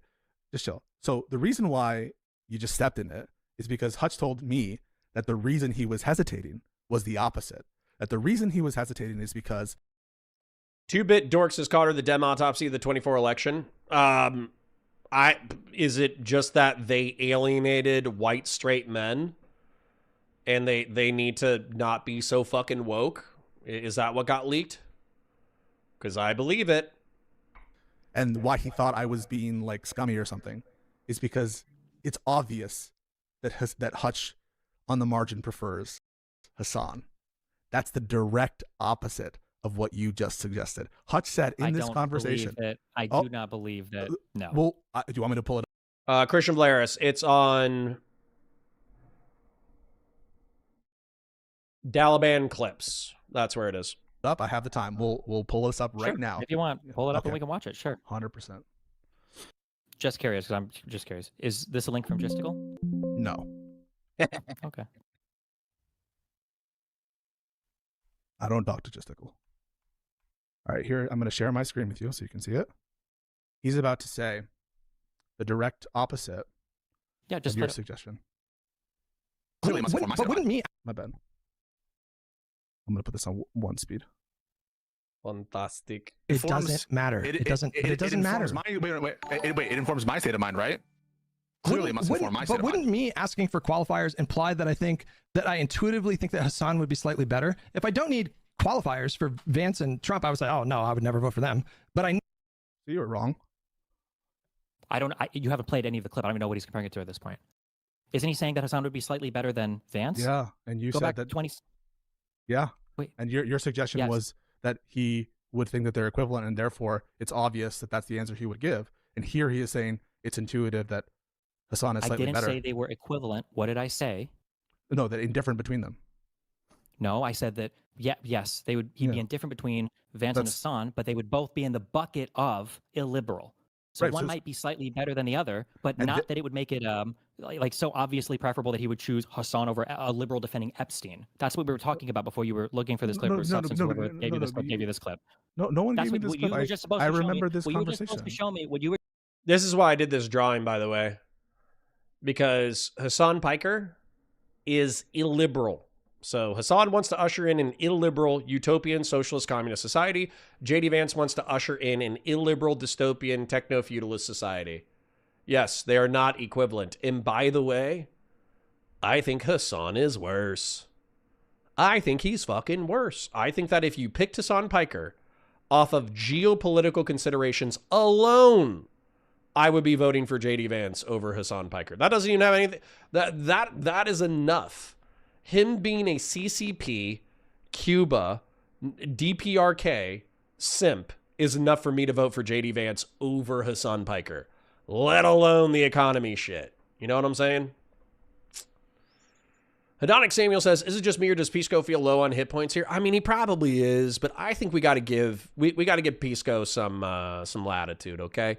He's normally pretty high energy. He normally throws some elbows, et cetera, et cetera. We can have we can have an off day. And not just that, Destiny's talented. And you got to make sure you can't slip up. So if you got to be like tired, slow, pay more attention to what you're saying, be ready to go defensive, et cetera, that's totally fine. And then also bear in mind, he gets dogpiled all the time. He gets dogpiled by the wokies for being insufficiently woke, despite constantly catering to them. He gets dogpiled by the leftists for being an insufficiently committed leftist. He gets dogpiled by the liberals for steel manning the leftists and the progressives. He gets dogpiled by DGG for allowing his chat to go buck wild. He gets dogpiled by me for thinking that everybody right of Biden is a Saturday morning cartoon character villain. You know? Pisco's constantly taking hits left, right, and center, and he does it for you, chat. He does it for you. He does it for your entertainment. And I think you should thank him. Hedonic renewed their membership. Thank you, King. Is it just me or does Pisco feel low on hit points here? That's the one I just answered. Thank you kindly. Like the stream, share it with your friends, engage with chat, super chats if you got in memberships, if you got in parasocially, love you. Thank you for being here. Let's go.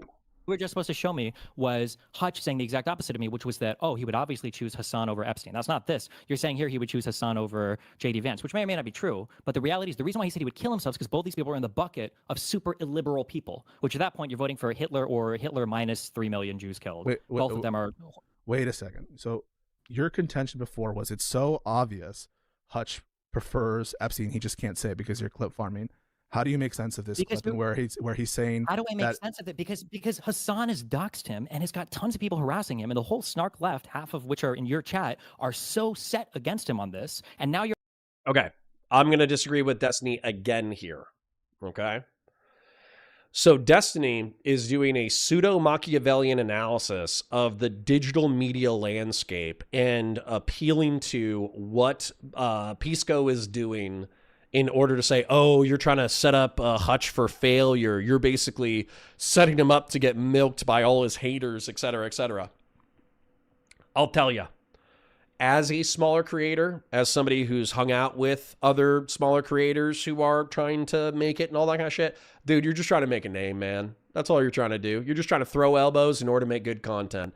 All of that, like, Machiavellian calculus of how to maximize your returns on attention and all that kind of bullshit, that's for big motherfuckers who got the weight to throw around, you know? Because if you start thinking like that as a small person, then, you know, you do crazy shit. Like you pretend that you're a part of an incestuous couple, or you do thought experiments involving child molestation like Vosh, or you do like incest analogies and all that kind of shit. So Destron says, so it's for clout? I don't think so.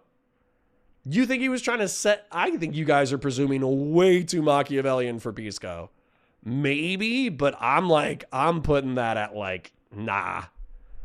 Pisco is trying to sweep for the progressives, sweep for the lefties. He knows where his bread is buttered. He knows what his community is like. He knows that Hutch said something that they don't like, and he's going to press him on it for content. I don't think it's... I don't think Pisco was like, yeah. I'm going to set up my boy Hutch so he can get ambushed by the Piker Squad. And then the Piker Squad, because I'm representing their arguments the best, a whole bunch of Piker people are going to come into my chat. I don't think that's it. I don't think that's it. I'm just saying from my personal experiences. Maybe y'all see him like as more manipulative than that. I don't. Pisco is doing things he thinks will be interesting. Extreme short-term pleasure-seeking hedonism. Well, hold on, though. But y'all reward us for that shit. Okay? Yeah, when you're a small fish, you fantasize about being a big horse. I mean, that's just like me, for real. But dude, like, you're looking for the best content. Y'all think that when I fire up a DDW, a Destiny Dick Watching Traffic helicopter screen, do you think that's how I think I'm best serving humanity? I don't think that's how I'm best serving humanity. I think that my 50 to 100 true coggers will come along for the ride because it's funny. And then I think we'll get another 70 to 100 people who will come in order to like check out the drama in the memes. You know what I'm saying? Like it's not because it's good. It's not good for me. It's not good for you. It's not good for our brains. It's not good for humanity. I do it because it's the most interesting content. And live streaming is inherently a formula that rewards that behavior set. Alishna says Hutch was visibly upset for the next few days after their debate or after the Hassan Piker crowd started dogpiling them. Because that's different. Yeah. Okay, well, this is why he was ambushed, though, and Pisco did nothing to walk it back. Okay, this is why we call Pisco the BDSM debater. He's a sadomasochistic debater. He wants to needle you with his debate tactics until your brain is soup and you barely know what continent you're on. And then he's a masochist because sometimes he hurts himself in the process. So, like I've known this about Pisco for 5 years now. Yeah, Lonerbox is doing it right now. He's got an extra 1,000 people watching. I thought he was watching this. Is he watching a Destiny Dick watching segment? Anyways. You're asking for a really unnecessary comparison that you and Hutch both already know the answer to. For what purpose other than for getting him increasingly clipped by the guy who's already doxed and harassed him for the next week? Why would you ever do? What's the purpose? I don't know if you just heard what I said, and do you think I'm gonna forget? Okay, but this is where Pisco should just own it. To make interesting content. That's why I'm doing it. I got a friend. We run a podcast together. We debate shit. Hutch is a big boy. I'm a big boy. We put on our big boy pants. We like throwing elbows. We like debating. It's an interesting topic. Would you vote for a pedophile or a leftist? That's an interesting conversation. Problem? I get distracted, but what I just said was your contention is I'm bad faith because it's obvious that he prefers Epstein over Hassan. He just can't say it. In the clip we just saw, he said the reason I hesitated intuitively is because I think Hassan is slightly better than Vance. By the way, don't think that I haven't noticed half of chat hasn't answered. Y'all haven't answered either. Epstein or Hassan? Who? Right now. Gun to your head. I'm holding a gun to your head. Epstein or Hassan? Pick one. And your name has to be associated with it forever. You need to type it. Type it. Type it. I'm not moving on until I get half a dozen answers from regulars. See? Silver owned it. Pedophile or leftist? You got to choose right now. We only have one person with balls so far in chat. Disappointing. All right, we got two. We got two people with balls. I'm not leaving until we have half a dozen. All right, 3. Alish just says shoot me. Okay, we got 4. 5. 6. All right, cool. All right, y'all passed. We have 2 people who committed suicide, and we have 6 people who voted for the pedophile, and we have 1 person who voted for the leftist. We got 2 Hassans, 6 pedophiles, and 3 suicides.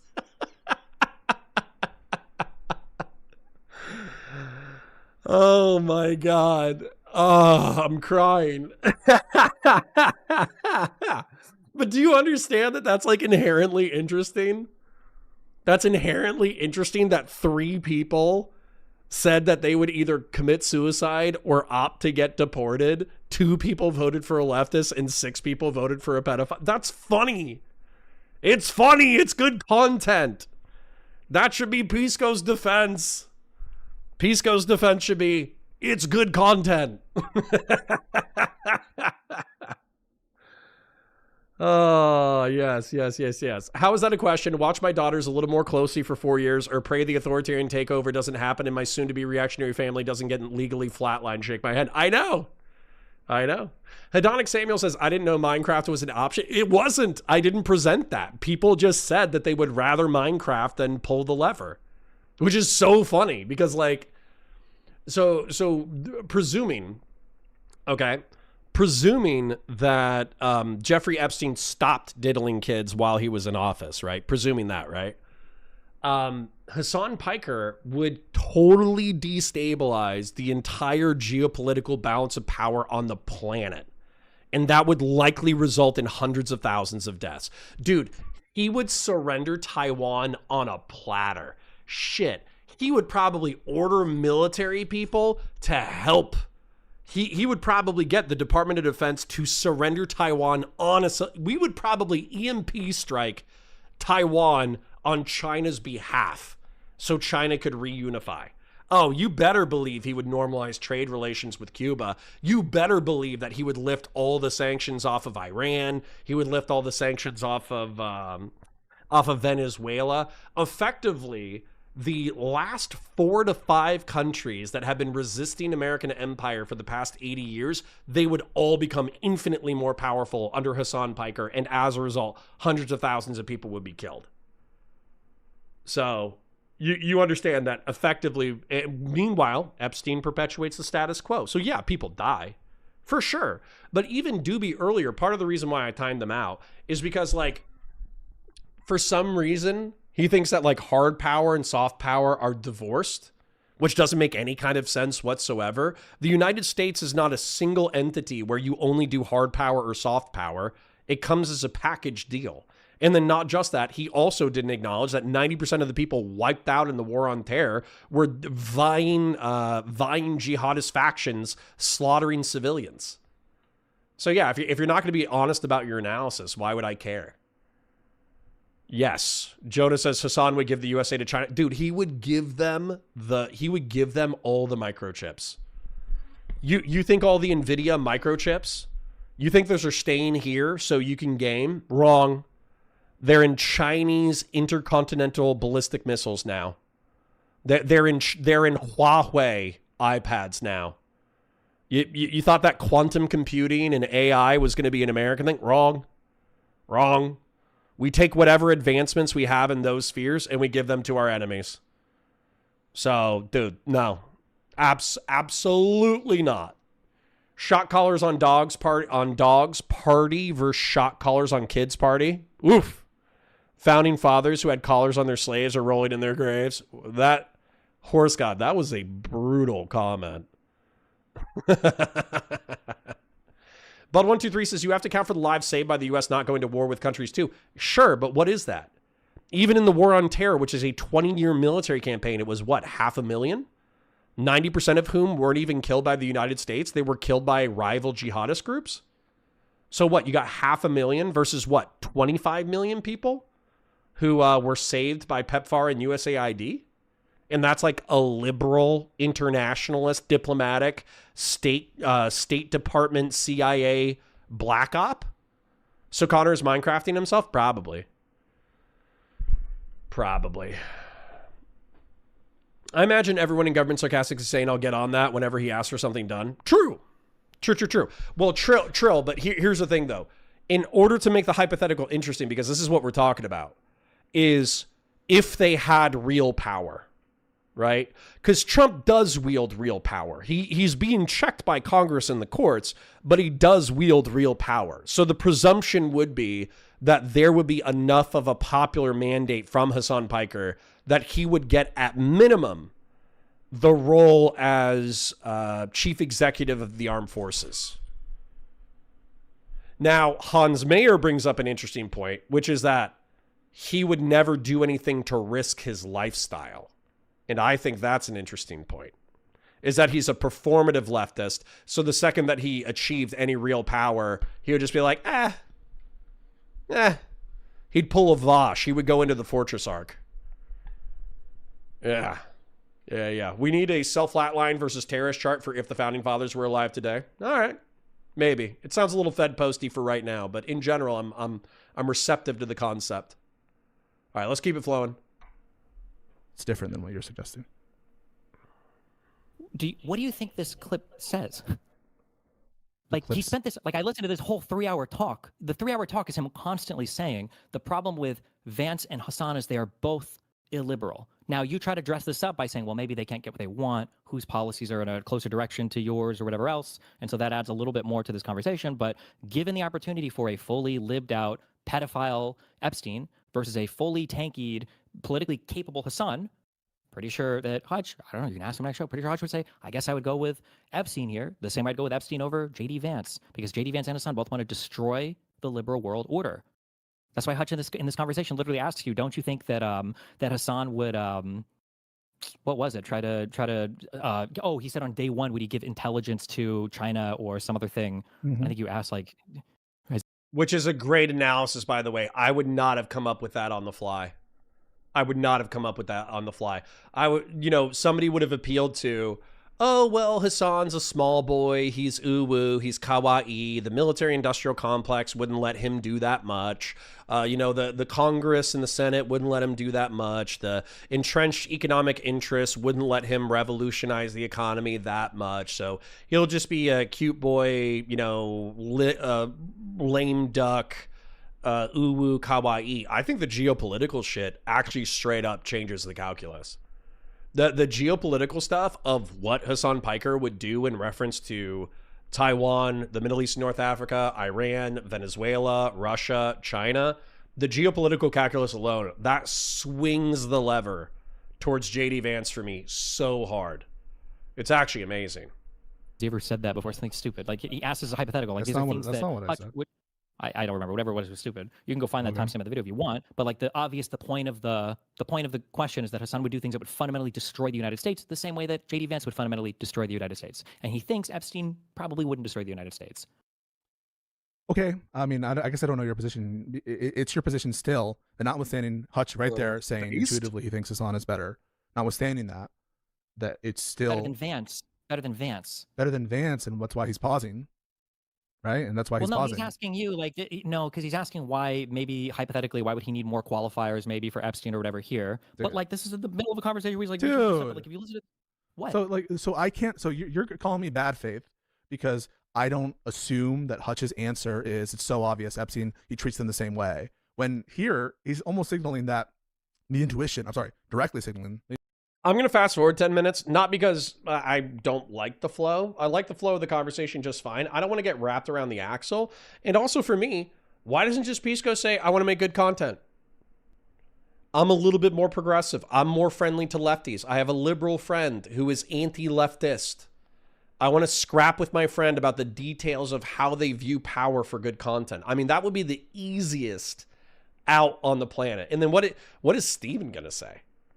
Is Steven going to say, no, you can't have you can't have spicy conversations to entertain your audience. You can't entertain or test the limit of extreme hypotheticals.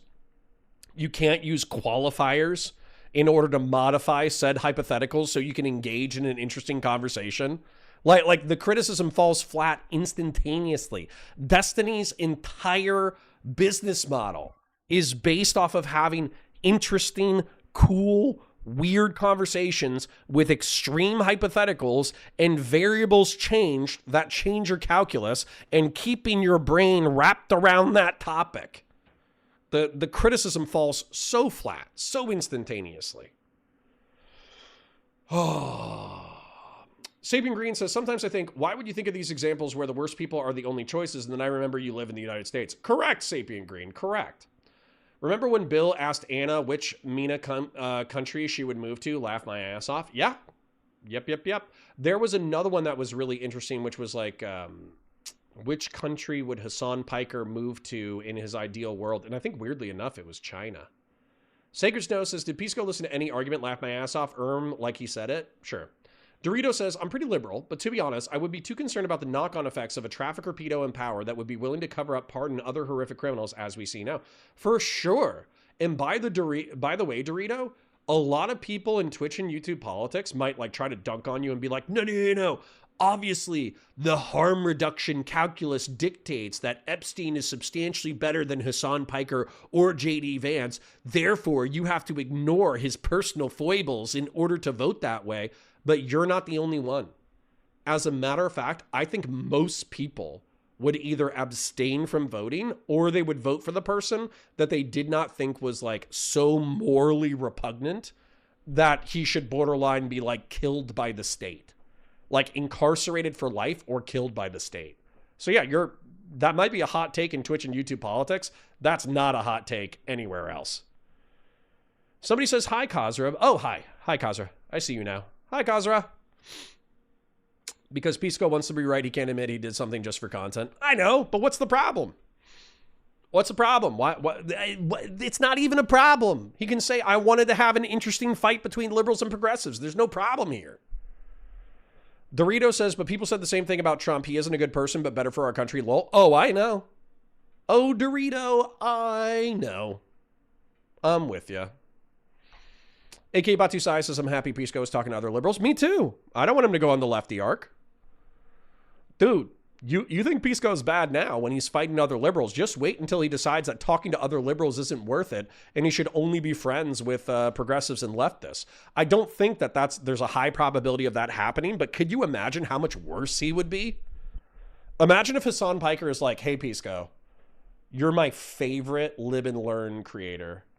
I'm gonna make you an orbiter the way that Destiny used to make his orbiters, where I'm effectively gonna knight you in my realm, and I'm gonna give you you are gonna be my official opening and closing stream. But in order to be my official orbiter and my official opener and closer, you have to never talk to a liberal ever again. And let's say Pisco took that deal. Imagine how much worse he would be. It would be insane. Did I vote for Trump? Nope. I abstained from voting in 16 and 20. I think I left the top of the ticket blank. And then 24, I voted for Kamala. So realistically, 2 abstentions and 1 vote for Kamala. And trust me, that vote for Kamala was not comfortable. It actually hurt my feelings a lot. But I hated Trump more than I hated Kamala by a large degree.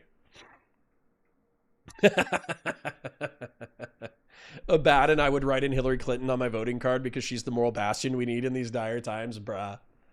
Why do you do that to me, bro? Why do you do this to me? AK Batusai says Darth Pisco. Indeed. I would rather throw Pisco to Mike from PA than keep him in the group the way he currently is. Damn, Melody, you are brutal. All right, I'm going to read like one more, then I'm going to get back into it. I will be honest, Connor. I do not know where you sit on the political spectrum, but I don't get why people don't like you. Center right. Center right. I would vote for a 2016 Marco Rubio instantaneously. Like a never Trump center right Republican, excuse me. A moderate center-right Republican who had some entrepreneurial economic ideas, maybe throw in a splash of like abundance liberalism and some gun rights, and I would be the happiest camper that ever lived.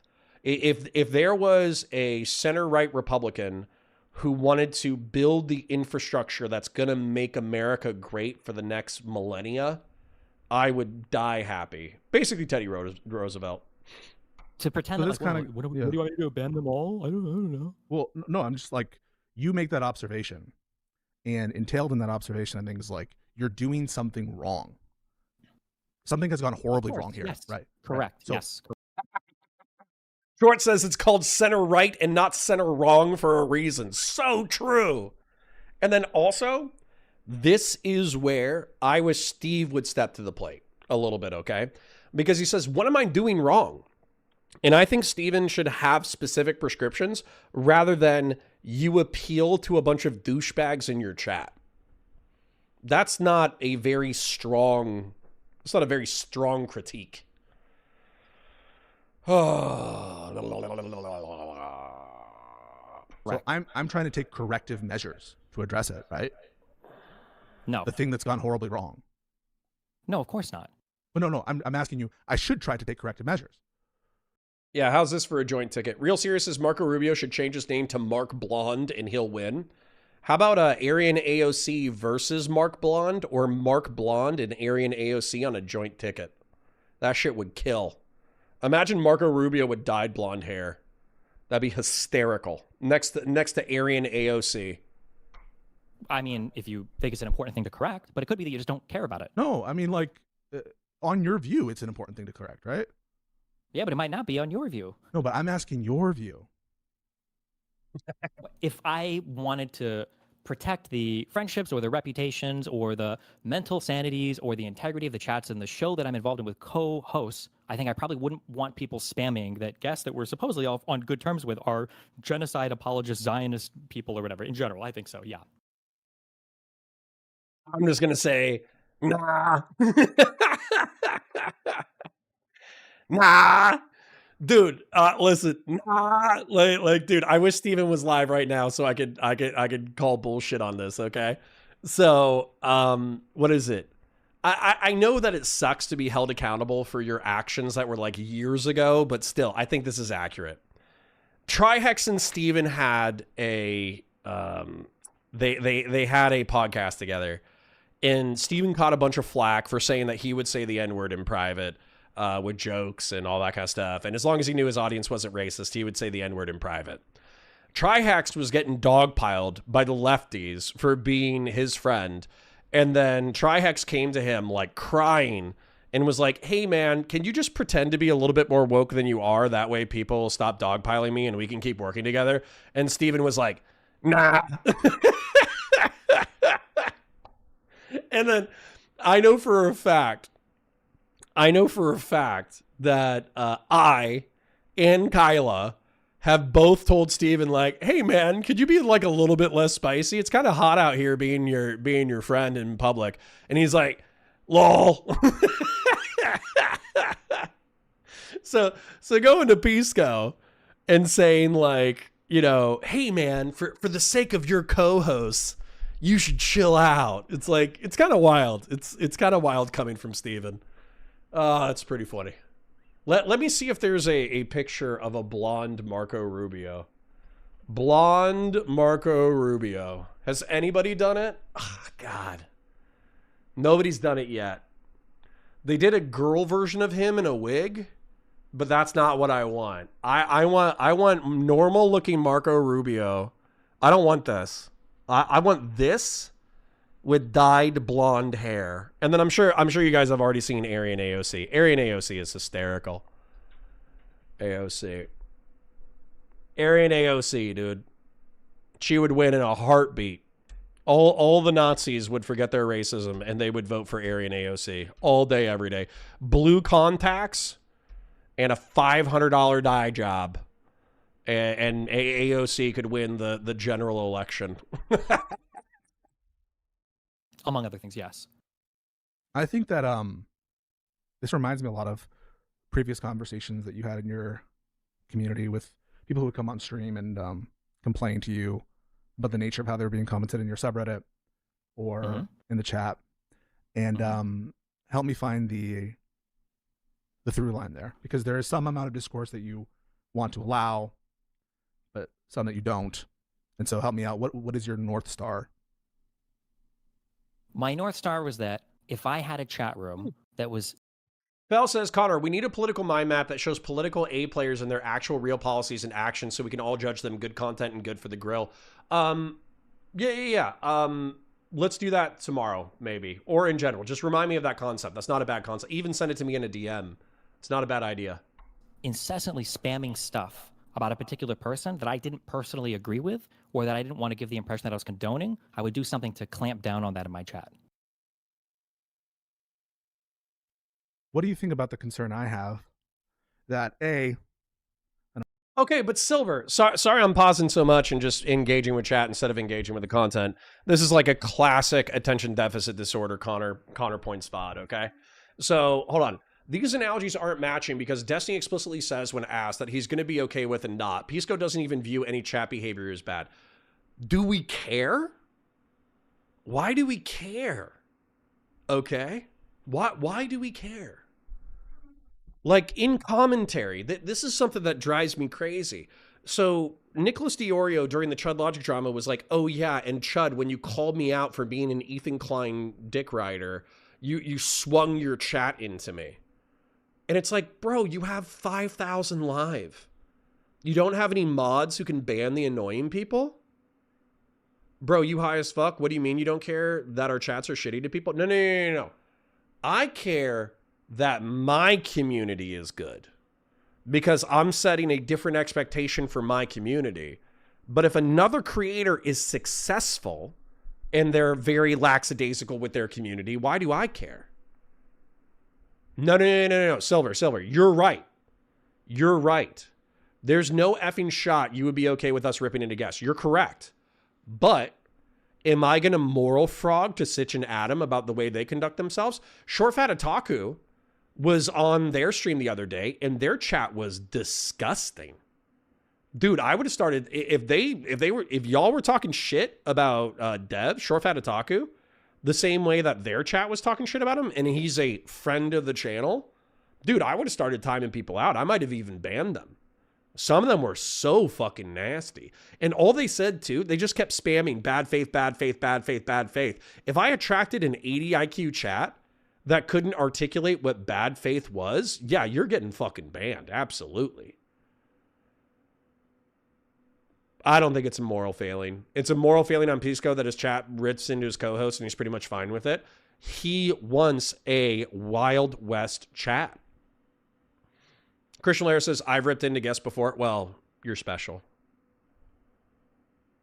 That moral failing is at odds with what people have in mind of Pisco's character. Why is it his character? Why is it his character to have a sociopathic chat? Do you think that I think Chud Logic is a worse person because he has a Wild West chat? I don't think he's a worse person. I would judge the way that he, does he pay his bills? Does he take care of his family? Does he, that unless he's actively participating in it, I don't know. I don't judge people about that. Aryan, AOC, New Legacy, Alexandria, one of the greatest cities of ancient Greece, cradle of white people, Cortez, the conquistadors. True. Perfect.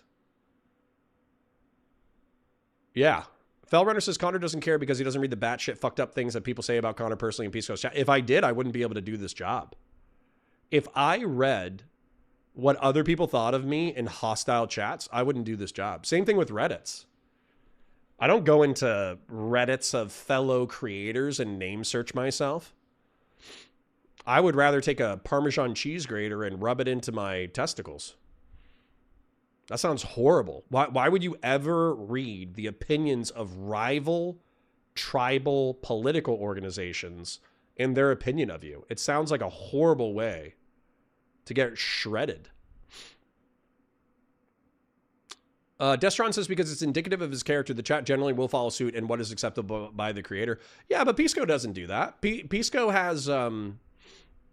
Pisco is an abrasive, aggressive autist, but he's been an abrasive, aggressive autist forever. Kazra says, I'm sorry, Connor, but DGG is one of the best communities. Compare that to other people. Asmongold, Hassan, Vosh, it's not comparable. It's close to your community. Good. This is what made both Kelly Jean and Lav go insane reading DGG Discord. Yeah, dude. You can't read the Discord. You can't read the Reddit. Dude, if I had to read what center-left people who are supposed to be on my team think about me, I would lose my shit. I would be like, you stupid, cowardly, sniveling pussies. We only get the better liberals. Do you understand that? Here's another thing that I need to say for my chat. My chat, we only get the tougher liberals because the soft liberals don't last. Right? It's not just me bullying them, it's you bullying them too. Like when somebody comes in here and they're soft as tissue paper, bro, you guys rip them to shreds. So, it's not, how do I phrase this? I do understand birds of a feather flock together, but I do think that me overly moderating the chat probably has decreased growth. Okay? What I mean by that is imagine 1,000 doobies. Okay? Imagine 10 doobies coming to chat every day. Imagine that 10 Hassan Piker fans coming to chat every day. And their job is to shit up chat. Right? Their job is to piss me off, to shit up chat, and to fight other people. We could probably easily increase our numbers if we had a bunch of dickhead shitters throwing their weight around, pissing each other off. So the reason why I cultivate my chat is because I actually want to engage with you. I want to talk to you guys. I want to know your opinions. I want to know your personalities. I want to attract good human beings. Yeah, I'm a flexible authoritarian. True. Yeah, I'm a little bit of a fascist. It's true. Yeah. Anyways, somebody said check Discord real quick. I think it was Real Serious. By the way, like the stream, share it with your friends, engage with chat, super chats if you got them, memberships if you got them. Oh, shit! We did it! The Mad Lad did it. Look at it. Oh my God. Look at your screens right now. Let me move this out of the way. Holy dog shit. There we go. That's a winning ticket. That's a winning ticket. Dude. Mark Blonde, dude, Mark Blonde and Alexandria Ocasio-Cortez, Arian Alexandria Ocasio-Cortez would fucking slaughter, dude. They would kill. They would kill. Dude, run this ticket.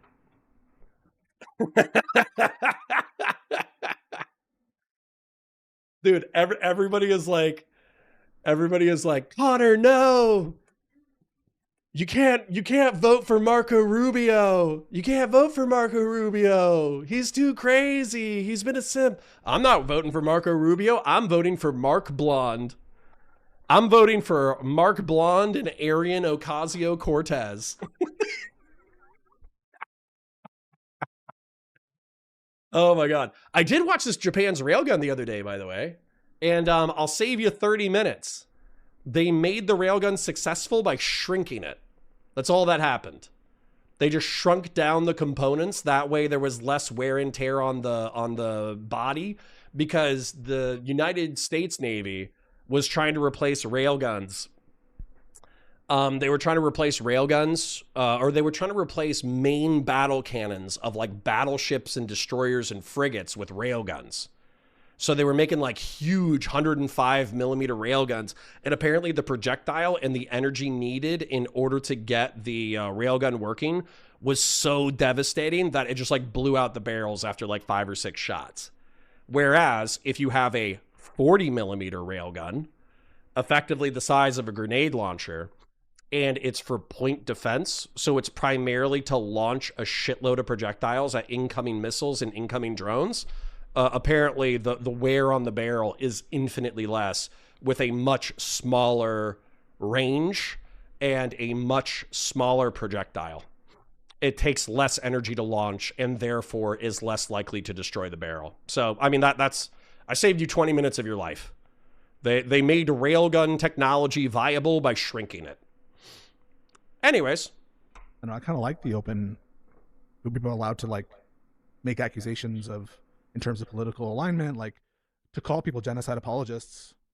Should that not be allowed? Should it not be allowed to call someone? Correct. Sacred Snow says the soft liberals make it until a law enforcement officer flatlines somebody with even a grain of sand of probable cause. Correct. And maybe some things go beyond the pale, but do you think that there's a place for like encouraging open discourse? This isn't open discourse, though. It's not discourse. It's just people. Well, here, I'm curious. Mm-hmm. Israel's bravest soldier has arrived. Is that person engaging in discourse? Sorry, what? Hey, look, it's the genocide defender Loner Box. Loner Zionist Box. This guy is an Israel defender. Fuck this guy.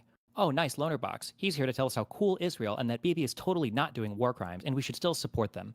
Yeah, Loner Box loves genocide. He's a fucking ghoul man. Which of these comments is discourse? Oh, that's why Lonerbox loves ethnic cleansing. He doesn't believe in international law. Lonerbox laughed at sniped Palestinian children and justified it. He's not a good person. Are these discourse comments? Do you agree with these comments? I don't agree with the comments, but they're like clearly discourse. They're people. I didn't ask if you agree. They're discourse. Okay, so somebody coming in. So from now on, when I'm engaging with you, if my chat is, I don't really like Pisco much. I think he fucks kids. Do you think that's good discourse? Are they allowed? Hold on. Okay. Once again, I don't think Steven has the best argumentation. So imagine that somebody said that about Mr. Girl. Okay. You guys are going against Pisco right now. I'm with Pisco right now. Not like all the way, but like 60% of the way. Okay. So hold up. Can a anti-Zionist lefty genuinely believe that Lonerbox is a Zionist apologist?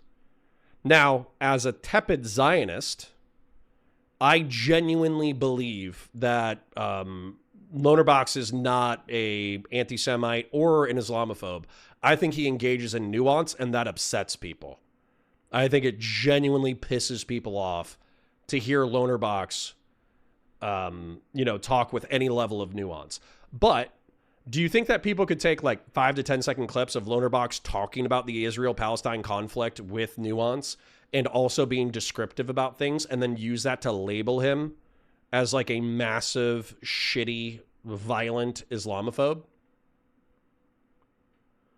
Well, right, but Destron, that's what I'm saying, is is that if you were criticizing Mr. Girl has tons of evidence for why he would be a child rapist. And so as a result, if you came into a chat that had Mr. Girl featured in the stream and you called him like a child rapist, are you engaging in discourse?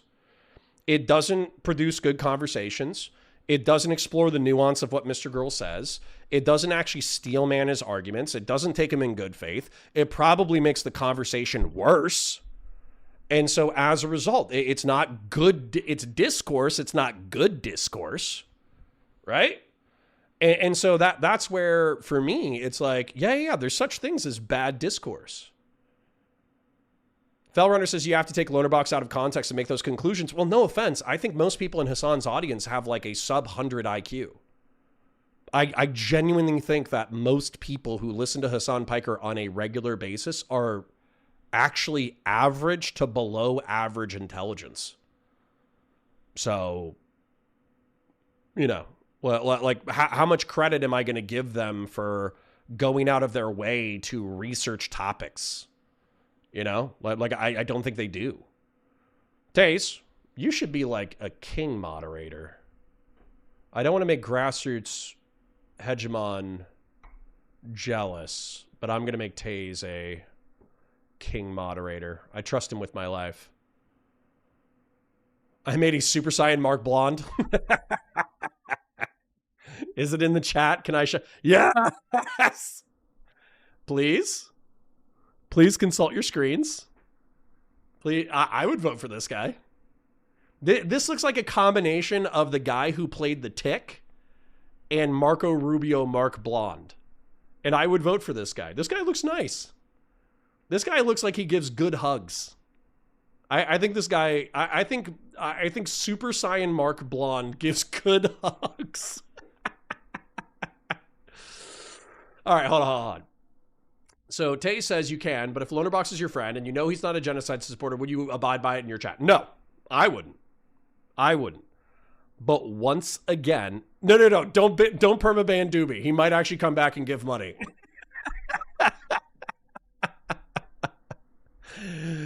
Oh my God.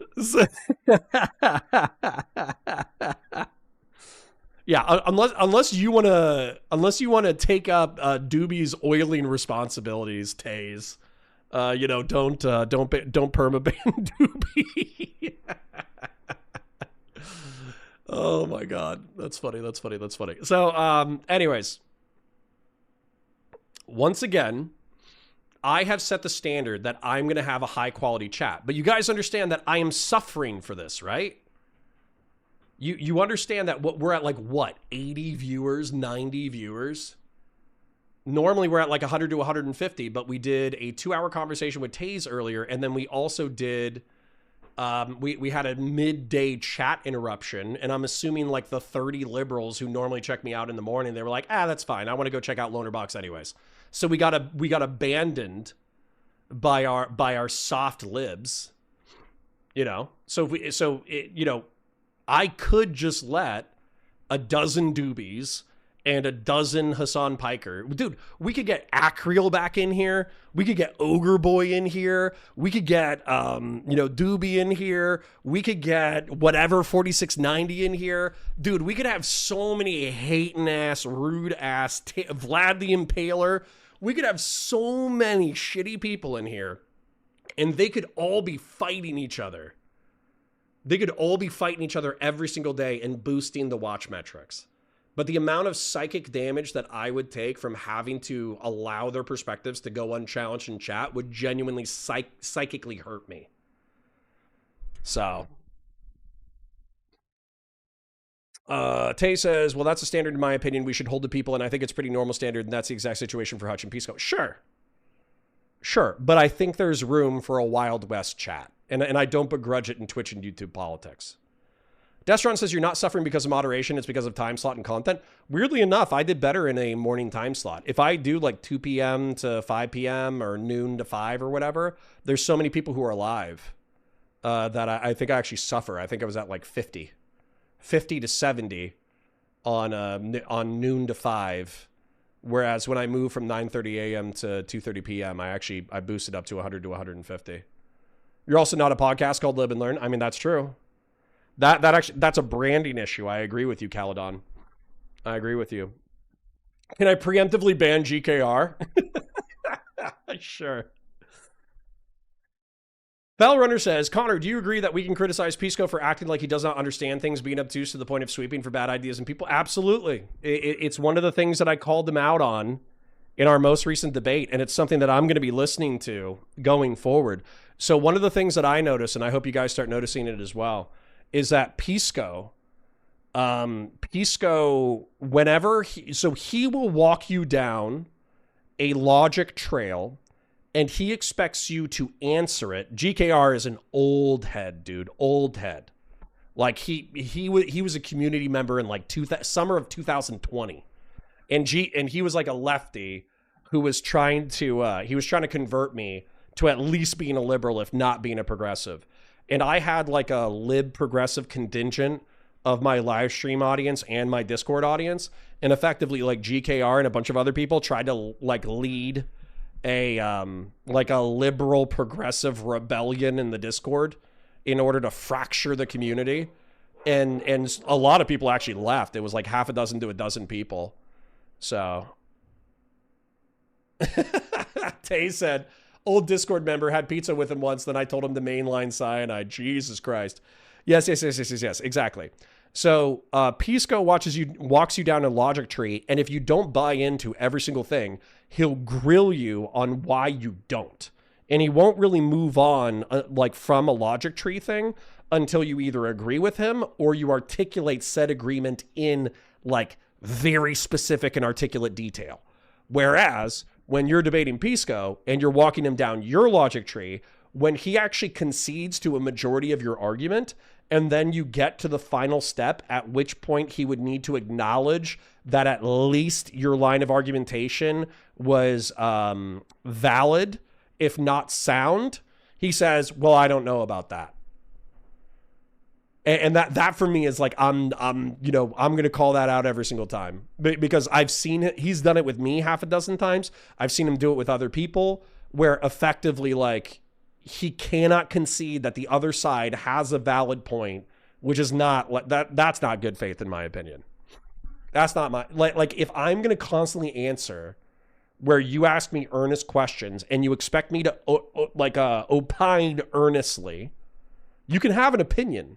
And you can have a bad opinion and you can be wrong about shit, but say what you believe. You know what I'm saying? Or at minimum go, yeah. I see your logic. I just don't like it for this reason. That's fine. Who gives a shit? But I think the reason why he doesn't is because he wants to own. He wants to own his opponents. Oh shit. It's actually 2:30 already. How can one man be so cringe? Decades of being based. Wait, hold on. Yeah. So, hold on. In order to be cringe, probably decades of being cringe, realistically. But then, how can you be so based? It's through decades of cringe. Fellrunner says, I agree with base content, but he should not pretend like he has no responsibility to his community and ours and others. I'm not losing sleep over it. You guys should lose zero sleep over what Pisco's community thinks about you.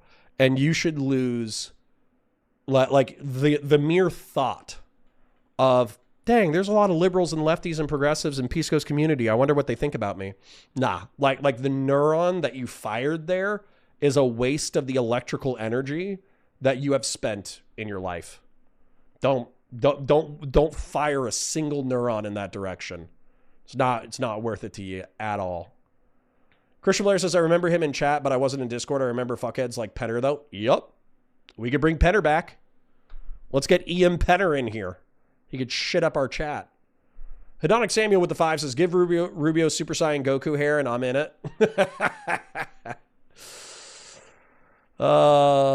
Yes. Kazra says, we say if he doesn't have shit in his pocket, why are there so many flies around? Sure. But I think that we're all playing a different game. Okay? So the game that I'm playing, obviously, is I want the liberals who are not as soft as 10-ply tissue paper, right?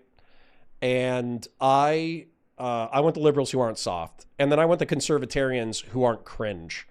and I want the never Trump conservatarians. If I could find them, they're like the Mandalorians, bro. From the TV show Mandalorian, like you can find all of them. But the non-crazy conservatarians are like the Mandalorians in hiding. I can't find them.